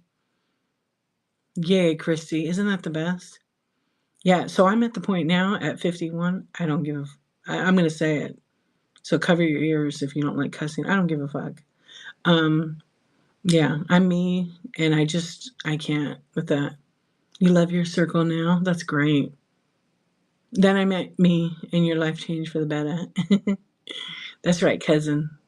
Yeah, it's I don't know, there's just some things like that are important, like one, I don't care. It's crazy. It's such a weight off you when you stop caring what other people think of you because it's none of your business what people think of you. Yeah, it really is great. So I suggest you all learn how to do that. Some people don't know how to do that. Yeah, it takes years of like, you know, it just takes years of it. And it takes a lot of hurt to realize you're better than that. You don't have to deal with those kind of people because they're really not. Just like the girl with my pink hair, which was so crazy. I mean, it didn't, I wasn't upset. My feelings were hurt. But I was just the audacity of like the ignorance. You're a positive, happy person. I love to laugh. I wake up happy and hardly ever miserable. That's awesome. A lot of people can't say that. So that's really good because you've gotten rid of all that shit. Yeah, that's so good. I love that for you. I know. I wake up like happy every day. I mean, other than that, my joints cracking and I'm not that comfortable. But not everybody's beautiful in their own way. There's a lot of assholes that aren't Kathy. I used to think that too. I changed my mind. My mind got changed on some people. Yeah. So I'm just like, some people just haven't earned the right to be my friend. Yeah, and nothing you can do or say would change the person. They're already rotten in their own way. And then when they realize they don't have to behave that way, sometimes they do realize, sometimes they don't, and they don't change because they're not open minded. Like this woman, the part I'm sad about is like we were actually really good friends. But now I'm not. I mean, I shouldn't say I'm sad. Disappointed is like a good word for it, Yeah, everybody's assholes in their own way. Yay. There you go. You said it. That's perfect. Yeah. I don't know. I always believed in like treat people how you want to be treated. And then one day I came to the realization that, gosh, some people do like to be treated like shit because they were taught that when they were kids. And well, they can't blame it on their parents anymore because you do grow up. They still act that way. You know, you just have definitely gotten to.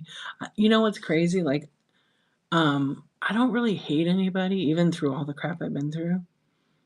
I just don't have any space for hate anymore. Yeah, I mean, there's things I don't like, but I don't know. It's different now.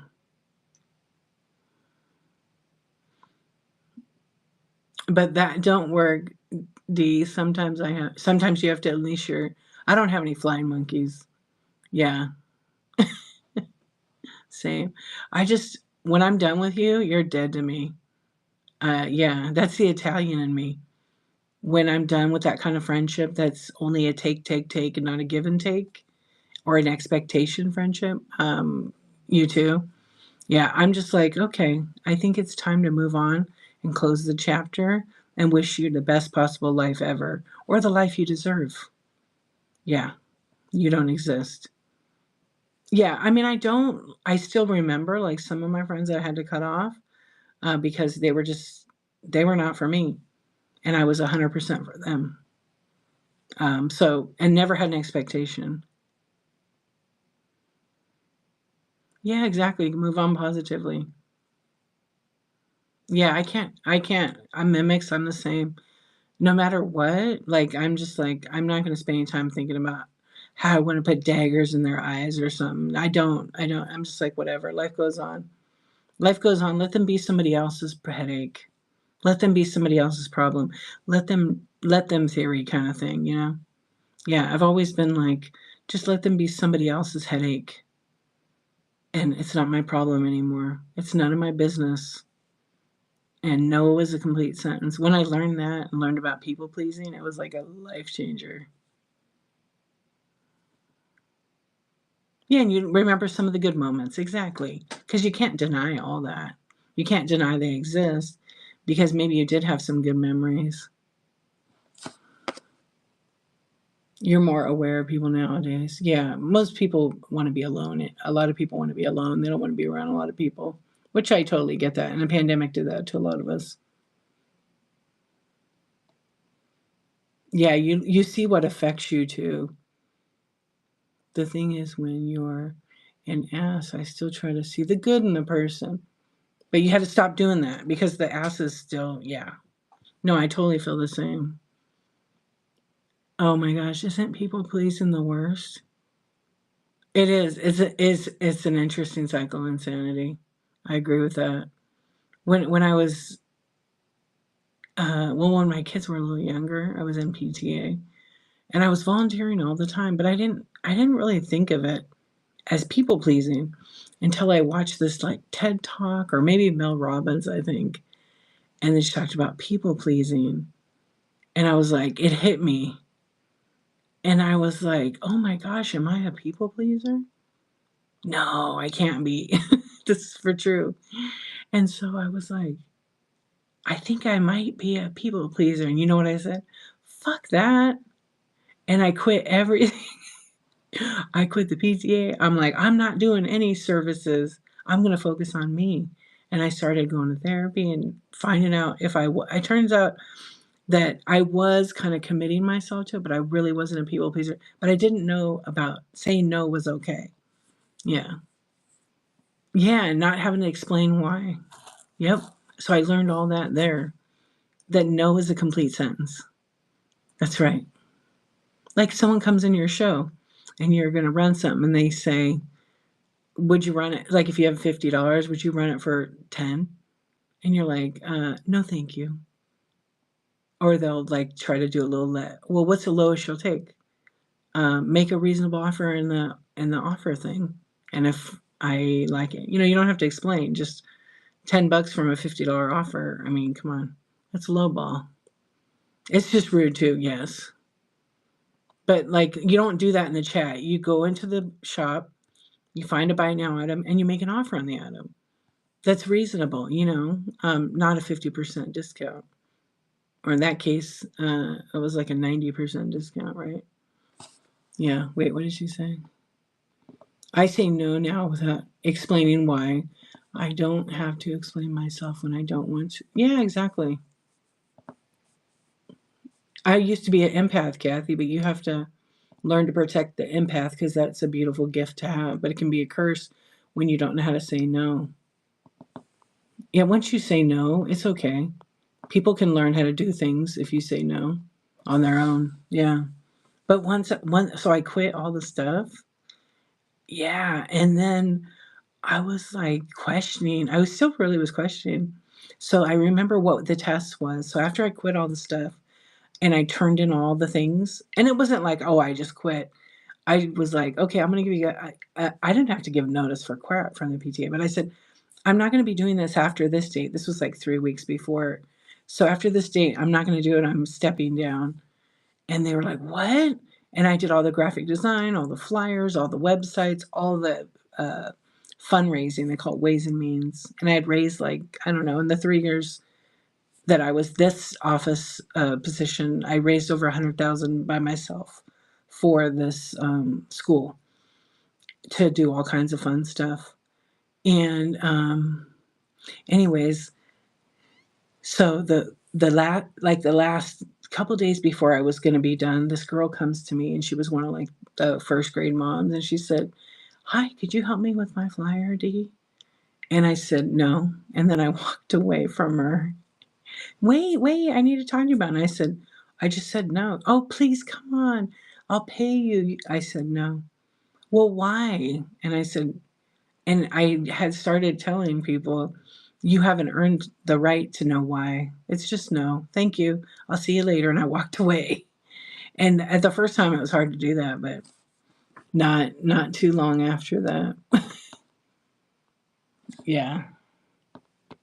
Wait, what did that say? Hold on a minute.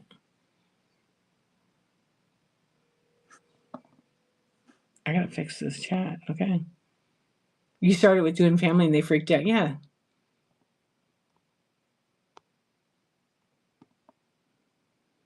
You're right. Empathy is beautiful, but a ball and chain if you don't draw boundaries are super important. Utterly deranged? No, I don't.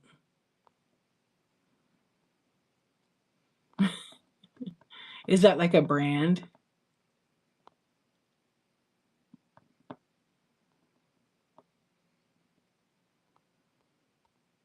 Yeah, so anyways, I don't know. It felt good though. And then I saw the lady. She was my friend too, actually. I really liked her. I really liked her of all the PTA moms because she was the nicest. And she always was like very like, hey, I was wondering if I could pay you, like always offering. Oh, really?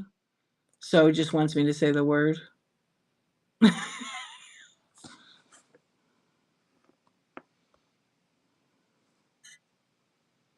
Hold on.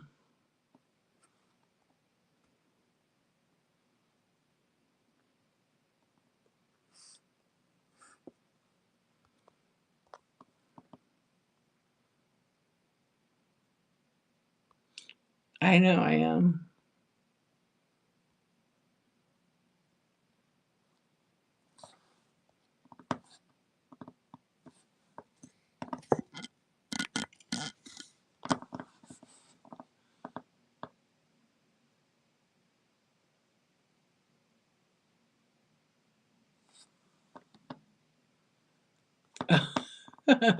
Thank you. That's funny, actually. People wanted me to paint murals for free. Yeah, you know what I say to that? You know what this means in Italian? Sure, I charge $42 a square foot. They quit asking. It's funny how when you have a price, the people that want it free go away.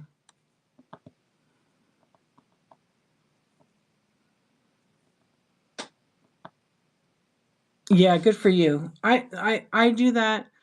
Like I do one-on-one mentoring. I do it here and whatnot, and I charge a rate, and I do a lot of stuff today. Someone I think was not sure about it, and after spending time with me, I think they were glad they booked it. So I did 3 different mentoring one-on-ones. One person just wanted to talk to me, answer some questions, give them some tips and tricks. You can read my reviews. I helped her out a lot, and hopefully, and I'm still not. I mean, she can still message me and stuff. But doing anything like that, it's your time. It's your time. But like doing a mural, the amount of work that goes into that, you should be getting paid. But it's amazing. I'm a photographer. You know how many friends I have that are like, "Can you take my pictures of my kids?" Yeah, sure, but this is my rate. And as soon as they find out the rate, they're like, "I thought we were friends. What's your friends and family discount?" It's very insulting. So you know what I do with those clients? I usually tell them about $500 more. Yeah, I usually tell them $500 more than my price. Yeah. I yeah, I got it. I'm not just snapping on an iPhone. I'm using professional. Mama Z, what's up? How are you doing? Yeah, I do that. I When I did newborn, some of the moms were like pop up. They just learned how to do it, and they would charge like $100 or $50, and I'm like, why would you pay someone you don't even know? They're not background checked. $50 to handle your newborn baby. What's wrong with you? And I would charge $650 to take newborn pictures, but like I'm background checked, I'm insured, I'm licensed, and I have a whole plethora of portrait and tons of references. Yeah, and I did that for a long time. Yeah, I do friends and family premium. And of course, there's barter things that you trade, like my best friend does hair. I take family pictures for her family. She does my hair. She's getting the best deal. Okay.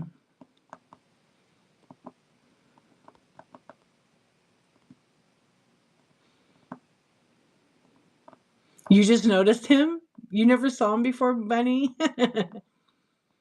That's pretty cool, Marcia, that you do that. Yeah, it's insulting. I don't never take it personal anymore. I've had so many, like I had a friend of mine. Now, she was willing to pay whatever, but she had a family of 32 people. She said, "What would you charge?" And I said, "Okay, well, what am I doing? Like, what kind of pictures do you want?" So she wanted like basically every family group. So she has two brothers. So the two brothers each have a few kids. And so each family group, and then one with all the kids, and then one with grandma with all the grandkids, and then all the adults, and then one with all the kids. So it was multiple pictures and setups. And I charged her. She's like, and don't give me a discount because we're friends. And I gave her the price for the full thing, and she's booked me every year for 10 years. Yeah, it's cool to take pictures like that. And every year I make it go up higher because it does cost a little bit more.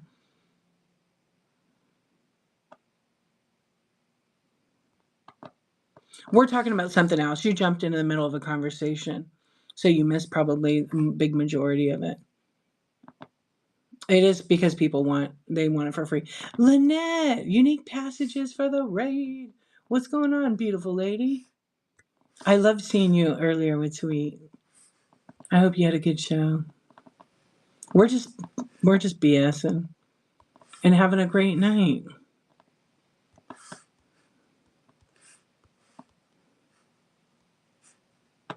Everybody give unique passages a follow. Thank you for the raid. Gifts to you too. Another raid, a double raid. What's up? Lynette is already rated, Kathy. She rated right before you commented that. It's a hard pill to swallow, but friends and family are usually not our target market. They are not. I don't like to work with family. That's just me because of experience. And I don't expect a thing. Exactly. Gifts to you. Thank you. Lynette, share your show and let everybody what you sell. And gifts to you. I'm going to take both of you here.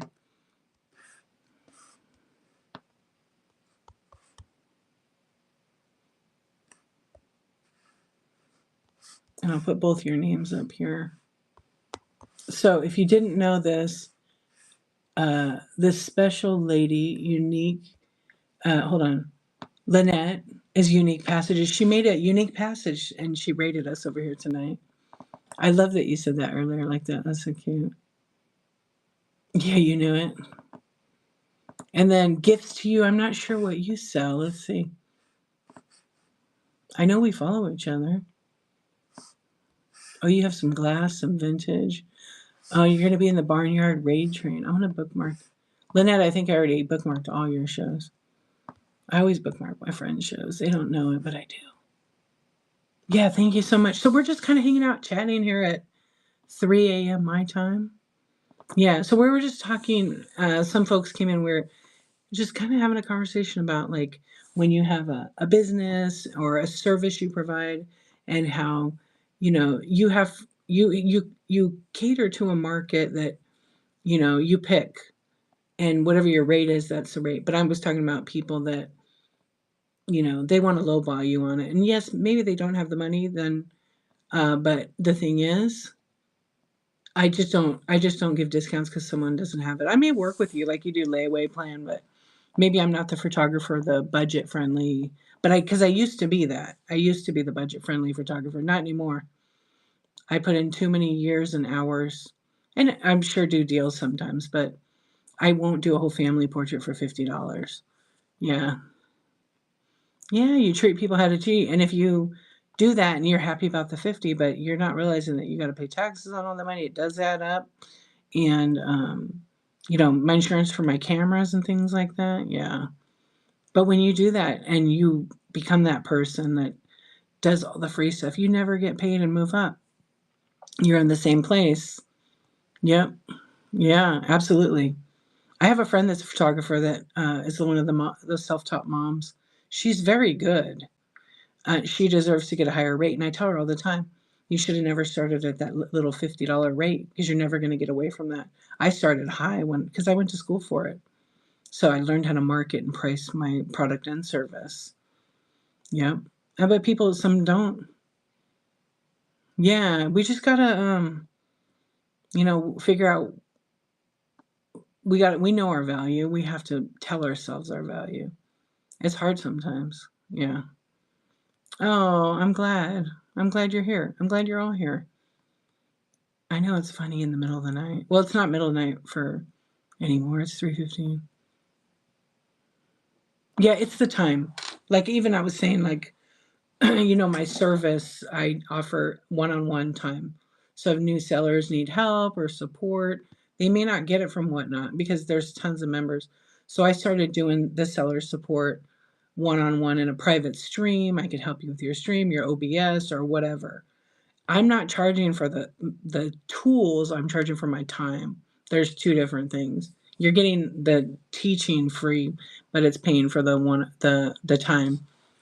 Yeah, and so much goes into it. Like I gave someone one today, and it was an hour, but we went for almost 2 hours, and I didn't charge for the extra because it was fine. We were talking a lot too. Yeah, yeah. I'm on every day, every D. I'm on every D, pretty much. No, it's not. It's not inappropriate at all, actually, because it's my show. So I have it in my. Oh, I was gonna click on the thing. I have it in my show. So my one-on-one, how it works is it's 60 minutes. So it could be like I would make a live link, you would co-host with me, and we could talk about your Whatnot. You could show me your camera or support that way. There all the anything really related to Whatnot. How to do a raid, like teach you all the things. So it's 1 hour, but what I do is I add in 20 extra minutes. So, because you know how it is, sometimes tech is funky. You might not figure out how to co host. You know what I mean? So I always allow like 10 minutes before and 10 minutes at the end. But I try to stick to that 1 hour. So I always tell people write down all your questions because when you get into the live, if you don't write them down, you might have wasted it. Like I did one-on-one with someone and they had so many tech issues. I still gave them extra time and it's still, I don't think it covered everything. But I can't be in there for like 3 hours because it's my time and I have other projects that I get paid for during that time frame. But I charge 85 for that. Yeah. So it's totally appropriate and it can be bought at any time and used at any time. When you're live, you forget everything. It's really a good deal actually. Yeah, because it's just like a support type of thing. Um, but what it is hold on, let me see if I have them. Yeah. And then I have another one that's like I'm gonna open it. So it's a 60. It's like the It's the 60-minute support. It's a rate my profile. And it's also, I come to your show and watch you. And then you never know I'm there though, because I use a different account and just see how you are and give you feedback on it. And then I obviously shout you out in the live. And then that still has the 10. I have to redo the graphics on these, but they're in my buy it now. That one's 150. So it's just 2 I offer. And then I do like a rate my profile, but I only do that in some shows. You can message me if you want to know more about it. If someone said, "Hey, I need a couple hours," yeah, me lurking. If I need a couple hours, D's, and sometimes I can give you a little discount if you buy like a couple hours or whatever at a time. Yeah, because I know there's people that want that, and this week I think I did 4 of them.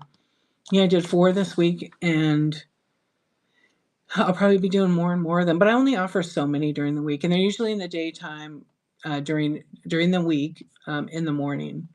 Yeah, I usually do them in the morning. So if you're like on the East Coast, it's probably like noon for you. But I can work around that. It's not fixed to that.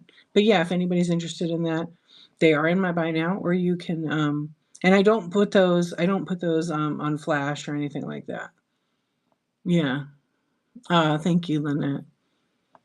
But yeah, feel free to message me if you want to know more about it. I'm absolutely but I no longer answer like stream questions, shipping questions and messages anymore because it's my time.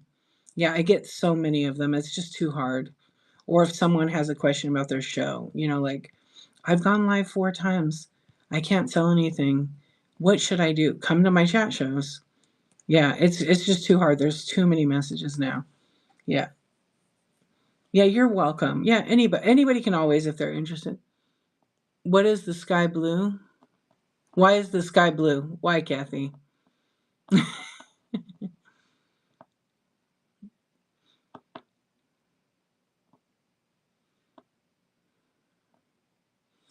Oh, it's a philosophical question. I'm waiting for the punchline. Come on, just give it to me.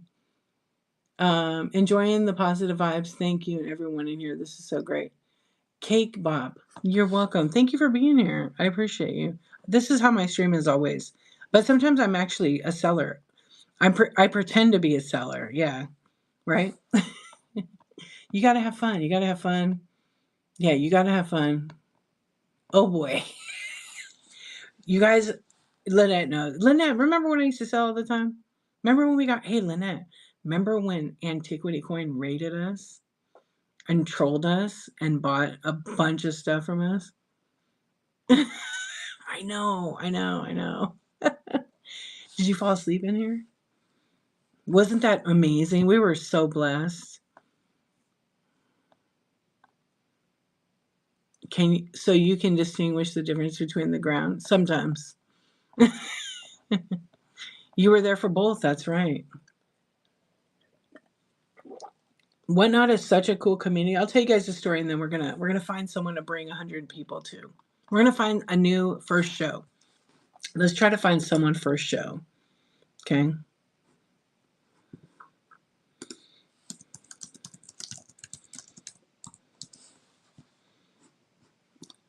You want me to really answer that? Why is the sky blue? There's 105 people in here. I can do the technical answer because my family is filled with scientists. Yeah, no. You answered it for me. I know. All right, let's see whose first show it is. So one night, a little story. Oh my gosh, mimics. Oh, you heard that? And I don't even have the good mics on. Thank you for the tip. That was so nice of you. It's so loud now. It's when I have it in the stand. Um, yeah, so one night I'm on here, and this is good trolling, okay? This is like approved. I approve this message. And this guy comes in. These 2 guys come in. And just basically, I'll sum it up. And the guy says, "Hey, how much is that yellow glass?" So I had like a glass bowl, kind of like a handkerchief hand blown vase. And this guy, oh, look at that. I like that. he says, how much is it? And I said, 25. It's probably like a $30, $40 one. He said, run it. So he bids on it. And then this guy's in the chat saying, don't let him buy it. He's a troll. He's a scammer. And I'm just sitting back. I don't think I'm on camera. And I'm just sitting back and I'm like, okay. Then all of a sudden I look and the guy bid it from 25 to 75. And it's going up little by little. And I'm like, I said, oh, if that's a glitch and it's stuck, we'll just cancel it after. Don't worry about it. And he's like, I'm not a troll. And meanwhile, the guy is a coin seller. He's live on his show. So the camera's on my stream and they're all watching. And so he's bidding it up. And then pretty soon it's $150. And then the other guy's like, he's a scammer, block him. And they're like arguing with each other, but they're like trolling me. And I'm just like, all right, I'm not getting excited. I'm excited, but I'm not getting excited because I've heard about these things. And then all of a sudden it's $310. And he wants me, and anyway, he's like, no, I'm really not a troll. I just wanted to bless you and da da da da da. And I'm like, are you kidding me right now? No way. Yeah. So he wanted me to quit my stream. I had all these bundles set aside and I was selling like crazy. He wanted me to quit my show and co-host on his show. But I couldn't do it because I was in the middle of all this and they would have lost their shipping. I mean, right? I didn't want them to lose the shipping because people had already made purchases and they had all the free shipping. We just were running all the stuff. It was very amazing. But he understood it. But it worked out even better because people came in with him. I think he had like 100 people that raided in with him. Like they followed him, but he was still live. And then they went to my Buy It Now and they bought a ton of stuff, a lot of stuff. And then they went over to Lynette and they bought a ton of stuff and spent time with her. Yeah, they kept, and then anyway, a few of the people from that, they still shop with me. And they buy like, I know what they buy now, so I could get it. And then they're like, hey, did you get that thing you told me about? Yeah, it's in my Buy It Now. It's pretty amazing. So what happened was, it's very hard to follow the chat. So what happened was they set up like a fake Buy It Now charity, and one of their big buyers bought it. It was $3,000, and they were going to take the $3,000 and put it back into the Whatnot community and bless other sellers. So that's what these guys did. They did it purely for fun. Yeah, and so, and with no excuse me. You know, you get dry from talking. I talk a lot, so. But it was like such a blessing and so kind and like totally unexpected. And I think that's what made it amazing. Yeah, I think that's what made it so amazing. I forgot this charger doesn't work on my phone. It doesn't work enough juice. There we go. You wish that would happen to you? I mean, it could happen one day. You never know. Yeah, someone told me how they recommended me to him because I used to go into streams a lot, and talk to them, so they knew me. Yeah, everybody wants that, but I think it was just meant to be. You know, it was meant to be. It was some karma that came my way. Yep, it definitely was, and it was some karma that came Lynette's way. Unique passages. It was beautiful. It was like, wow, like people did such a nice thing. And they did it not to be like, look at me, what I'm giving away or what I'm doing. It was like, hey, let's do something cool because we can. Not because we're going to gain a bunch of followers or get, 1,000 people in our stream. They're still not like that. They're sellers on here. Antiquity Coin, you should follow them. Yeah. I don't know if they're doing shows as often.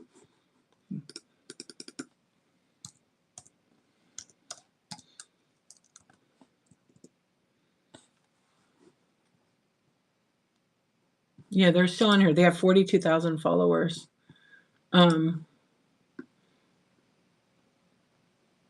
Yeah, the next show's in May. I think they took a little break right now. But they're basically Antiquity, Antiquity. Incredible guys. Yeah. But they sell all coins. And it's no hype. It's literally just for come for the coins and fun. And he talks, okay, the guy, G, he talks so fast and he's great to listen to. He definitely has the radio voice. It is. It is. Yeah, he's such a nice person. I think it's his wife that does the modding, Katie. I don't know. Maybe it's not his wife. Maybe I'm making them married and they're not. Were they married, Kathy? Yeah. Oh, thank you, Christy. It was so cool. Like, I think it's on my YouTube too. No, it's not because there was no multicasting. Yeah, but they had no hidden agenda. It was just good people doing good things without expectation.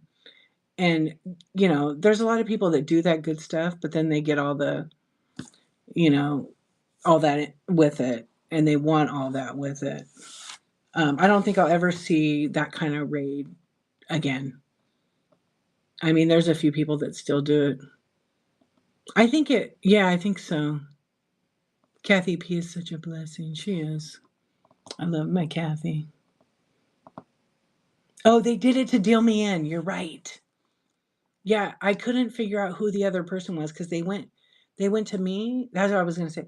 They went to me, they went to Unique Passages, and they went to like two more people, but I just never knew. And I think it was Deal Me In. Yeah, I think so.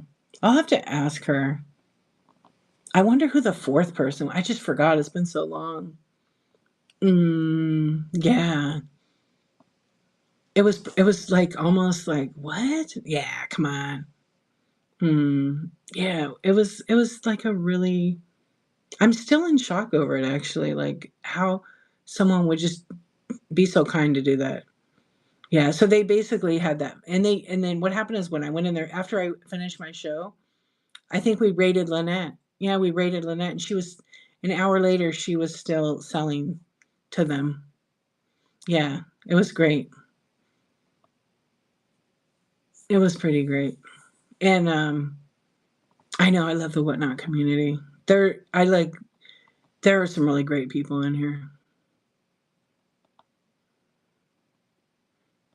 Oh, no. OMG got raided by the Crazy Lamp Lady, and she was, like, fangirling over that because Crazy Lamp Lady had come on Whatnot, and then OMG YG, I think, was like I forget what she talked to Jocelyn about or no, no, no, oh, let me back up. So Crazy Lamp Lady had heard about her, I think, and then raided her one night or one day, and with a ton of people, like 1,600 or something. And oh my gosh, she was like fangirling for a little bit. It was very cute. She came in my stream one night when I was doing that. Remember when it was pitch black? Yeah, she came and hung out. She's very nice. Yeah, it was pretty fun. And she sold out. That's right. Yeah, she sold out. OMG. But she got rated by another big seller that brought like 1,500 too. Yeah. Um, and like OMG, I mean, she deserves all the good things too because she has done so much for this community, like with raid trains and other sellers, that Whatnot never did that stuff. They never hosted really raid trains. A couple of events they've done, but like for a seller to independently just take that on, and she passed the torch to CG Boomerang. You watched Crazy Lamp Lady when she just began. So I told you about how I found her. I used to watch metal detecting because I wanted to do it, and then there's this young girl, and I'm like, she's doing that. That's cool. And it was her, and I didn't know it. And then maybe like she had, I don't know, probably a couple years Crazy Lamp Lady. She was getting a lot of traction. Then I came across her, and I was like, that's the same girl. Yeah. So that's kind of like my thing, how I found her. Yeah. So she was on here for, I don't know. She was on here for a while. She sold a lot. But she had a show not that long ago here, December. She had two channels, yeah. Was it isn't hers Recovered Relics or something like that? It is. Good for her. She put in the work. She put in the work. And it's not YouTube is a lot of work. And there's a lot of people on here, same thing, that are, I remember like Harry Tornado. I watched him when he had, I want to say like 500 to 1,000 subs. And he was just a little tiny channel, like just, and somehow it was recommended to me. I had told him that. So I was like, OG Harry Tornado. And now I think he has over 400,000. She got you started actually for thrifting and going to Goodwill. I think she got a lot of people. I know that American Grown Up said because of her, that's why she buys all her expensive glass. Yeah, and she has a good collection, Lisa. Okay, so I said I would tell that story. I'm gonna go to bed because it's Saturday. I gotta get all my taxes together. I haven't even started them. I just have to add. Okay, let's see if there's a first show. I see a lot of card people. I wasn't even tired at all. Now I'm like, okay, it's probably time to go to bed. Oh, we're going to some museum, I think, today. I don't want to go to it. You have a lot of running. What are you guys going to do today? Anybody going to estate sales? Oh, right now, because of the time zones, I forget. There's a lot of international. I go into the seller show and she was new. I would just sit there and talk to her. She would say, why don't anyone stay? And now she's doing good. Yeah, in the beginning, it's hard. You find your group of people who will come to you and support you. But it takes time to build that. Oh, grocery shopping. How exciting. I like to go grocery shopping. I'll eat. When I'm in the store, I'll open stuff and eat it while I can't go hungry or forget it. I'll spend $300 easy. Oh, I won't say where I'm going, but I'll tell you guys tomorrow night. Yeah, it's probably going to be like a music museum. But I think we're going to go on the weekday. Yeah. I went to the post office. Sis, what's up? Oh my gosh, do you love Bo? Isn't she so energetic and awesome? Yeah, I'm surprised. She's probably, wow, whoops. She would have came in here tonight. She didn't come in here tonight. What's up, sis? How are you doing? Oh, you're so welcome, Cake Bob. I'm glad you were here. You're gonna go to a estate sale? How fun. Get some goodies. Epic estate sale. 25% off. Tomorrow 50. Hey, Marsha, that sounds like, let's go. You hate it? Your hubby doesn't? You're lucky, Unique. I wish. I wish, Lynette. But then I gotta cook it, so I gotta pick out. I like to pick out my own produce. Oh, no, no, no. Don't be sorry. It's okay. Yeah, it's usually like for safety because I stream to YouTube and I never put my city, my kids' ages, their names. There's some things that are just off limits. Yeah, but never apologize.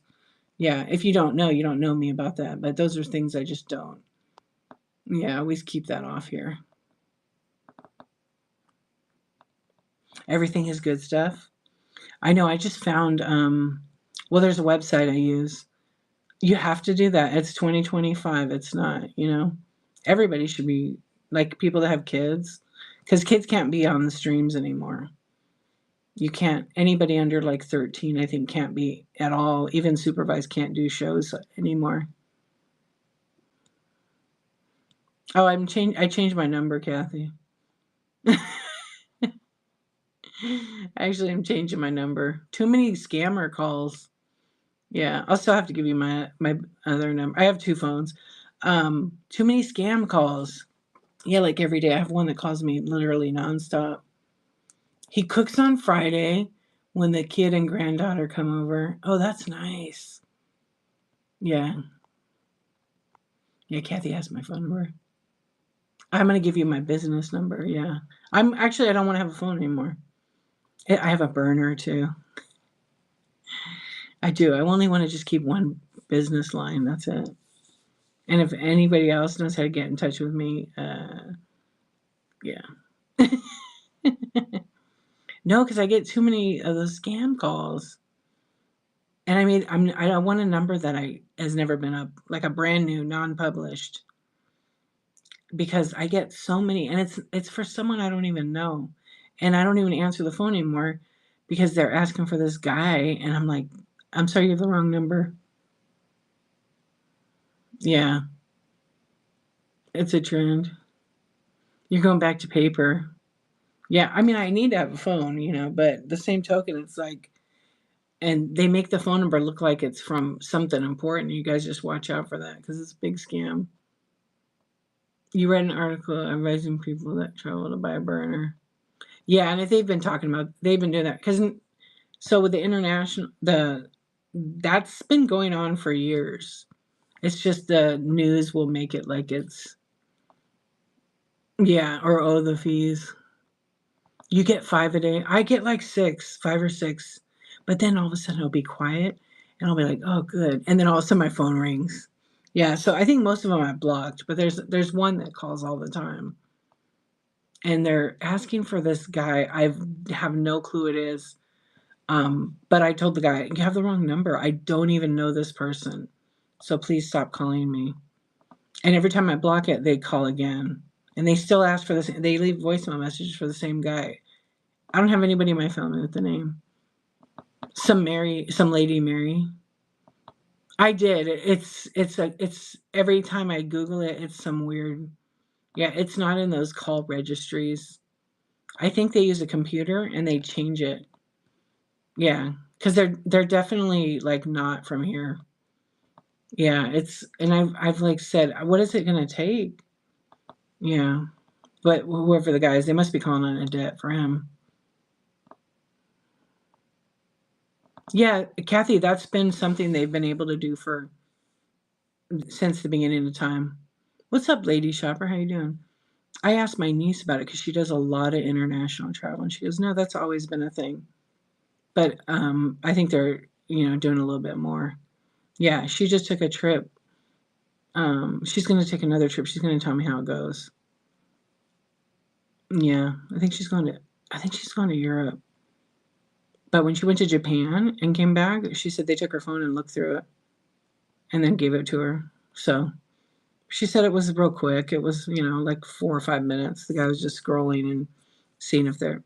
But she don't have social media, so I don't know. You can't always believe the thing. But she said it's always been for a lot of years that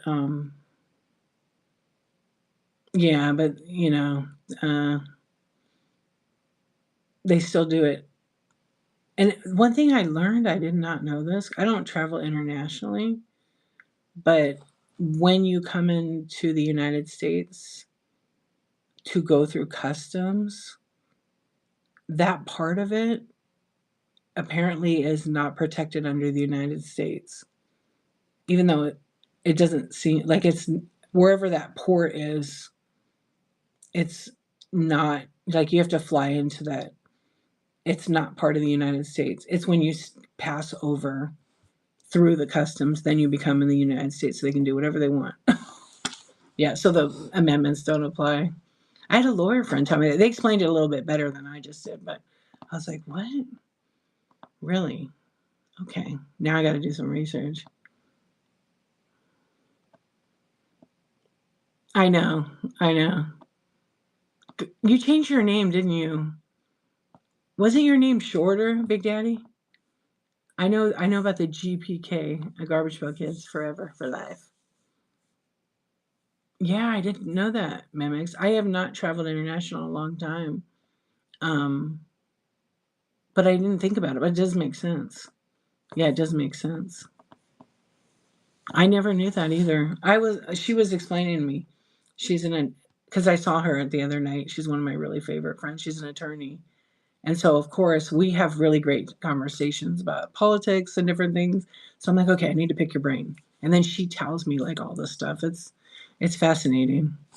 Yeah. Okay, I'm looking for someone to raid right now.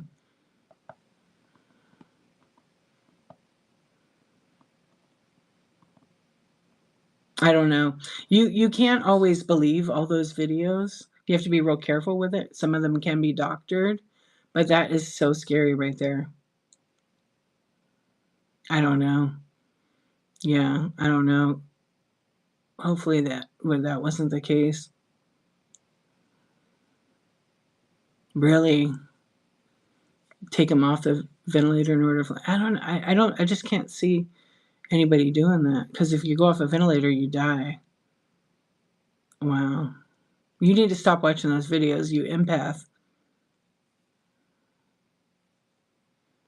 It does. It does, but we're in a really weird time right now. As long as you know your rights, if you know your rights, you make sure you vocalize them. But people don't know their rights, they're going to get detained or whatever else it may be. That's crazy. Yeah, I don't know anything about that.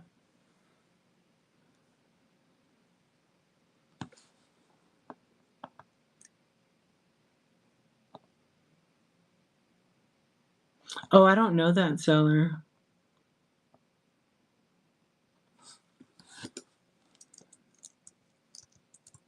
Oh, I never heard about that, Kathy. Oh, yeah. Did they come in here? Is it Paula's Avon? I know that name because I think I saw her name recently. She has shows scheduled. Yeah, I think somebody shared her show, or I know she's been on my show before.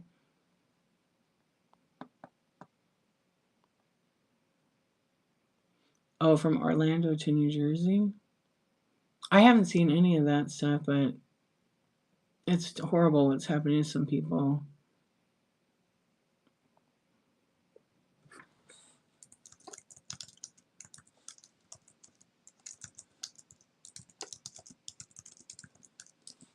All right, can I find somebody?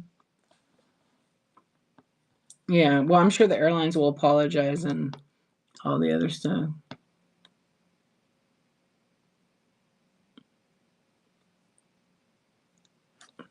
I have to always check a stream anyhow.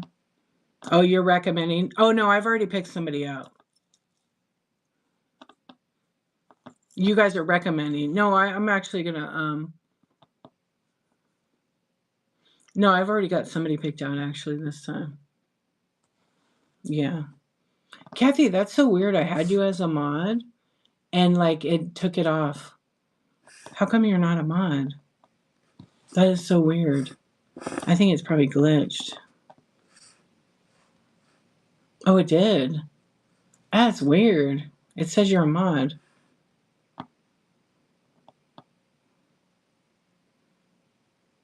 It did happen. Yeah, because I did it when you came in. Weird.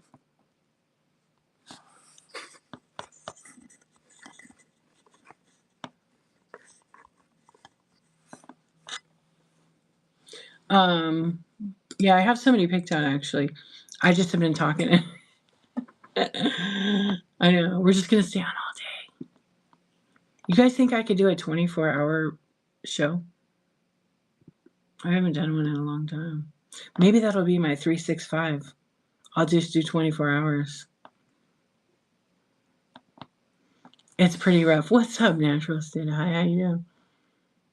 How you doing? I did 22 hours. It wasn't bad. I was still pumped up, ready to go.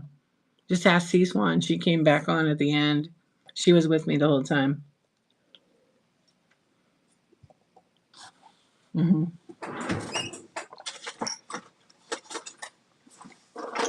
I need some chapstick. Good morning. How are you? Let me put some chapstick on. Kathy, did you see that?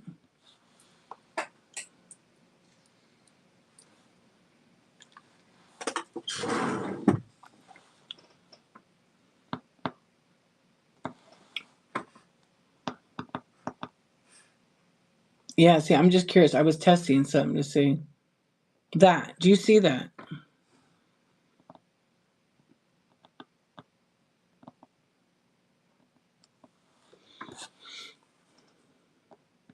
I appreciate every single one of you for hanging out.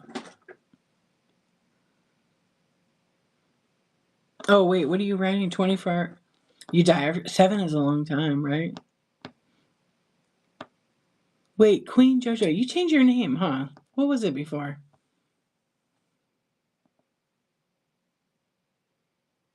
Yeah, but is that's not my thing. Thank you, Nick.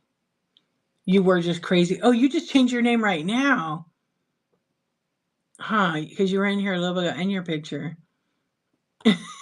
You're like a morphine seller. I love it. Yeah, weren't you in here? It's been a long time though. Okay. Yeah, I was just thinking, I was like, Oh no, the other person. What was their name? And they're shy to go selling. I thought their name had crazy in it.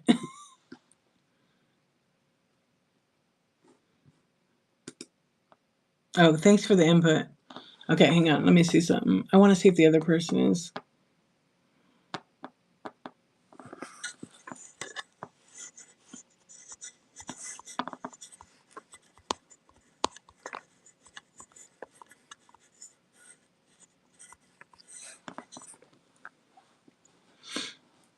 Uh,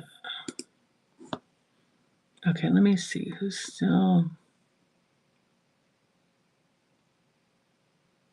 Chic Boutique, right? Chic Boutique. The hubby said that. The hubby said that. You do whatever you want. He's not the boss of you.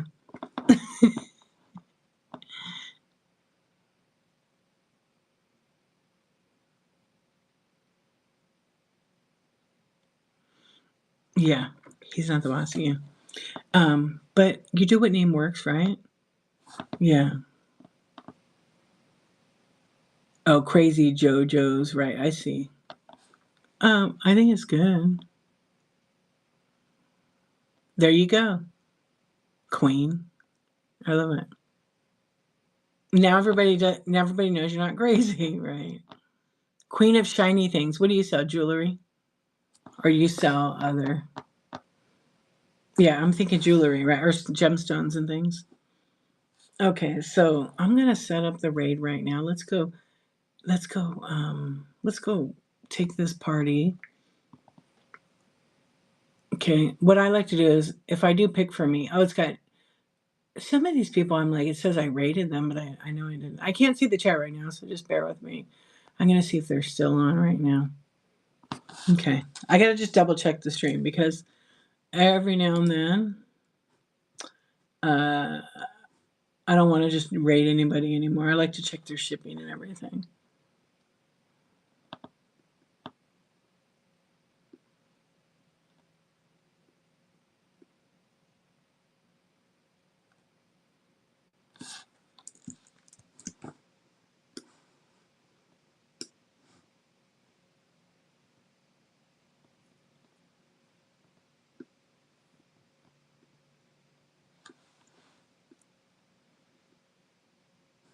Why isn't it loading? I'm waiting for the website, so I can't. So bear with me. We won't raid right away, but then we will. Um,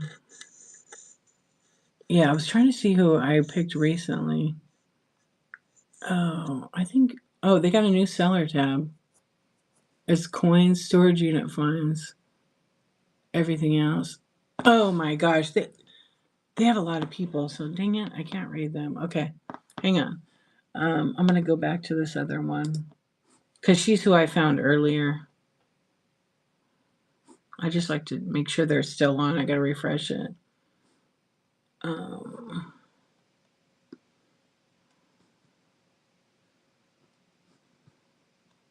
all right, so it's a new seller. I do cross categories sometimes.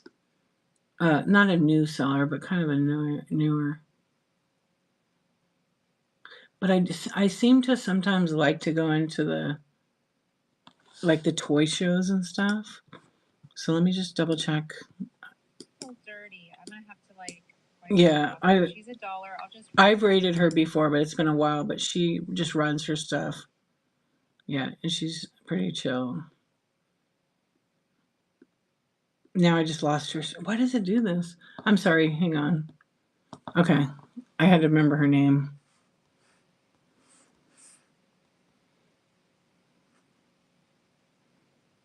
Yeah, she's doing like plushies, low starts. Yeah. That's why the whole saying of not everybody has earned the right to hear your story, it still applies. But it's not a problem. It's in the red. Jewelry, new and old stock, Coach bags, Michael Kors. Uh, oh, you saw Color Street? Oh my gosh. I know the owners of that. I know the owners of Color Street now. Yeah, they tried to get me to come work for them. That's cool. Let's ride. Thank you, everybody, for being here. I appreciate it. Yeah, small world. I used to work in the beauty biz, and they used to try to get me to come work with them. But I worked for China Glaze, so I was loving it there. Yes, definitely a small world. Great products. Yes, seriously. Yeah, the son is Michael. I don't know if I think they sold by now. Use Color Street. Yeah. Well, they're the stickers. Yeah. Well, listen, we're gonna go over here to Shannon. She's selling like toys and dolls and things, and I don't know what else she might have, but she's got 19 in there, and she. Let me peek real quick on her profile. I wanted to go. I hate when it takes you right into the ding stream. But she ships 1 day average. She hasn't sold. She just sold over 1,000, and she does like Oh yeah, the hippo. vintage items too. But she might not be in doing vintage. But she does mostly toys, movies, and mostly 80s, 90s, Y2K. Christy, I'll see you later, boobs. Yeah, let's make their day and go on over and see what they're all about. And make a friend. Remember, if you're a seller and a buyer, make some friends on here. And then you might find someone you really enjoy being in their shows. So we'll see you later, everybody. Have a really good day. Thank you, thank you, thank you. Oh, don't cry. But if it's good, cry, cry. Okay? Yeah, we like to have fun over here and just hang out. Love you, Kathy. Buckle up. We're going to go on a ride. A good cry. Good. Well, big virtual hugs to you, my friend. My new friend. All right, everybody. I'll see you next time. And if you guys want to check out one last pitch, if you want to, because I don't think you can see me. I'm down here. If you guys want to check out my YouTube, don't forget it's the same name. And every single one of my Whatnot streams for the last year and so, I think there's 500 live streams. You can rewatch them at any time. Okay? I'll see you guys later. Have a beautiful night. Until next time.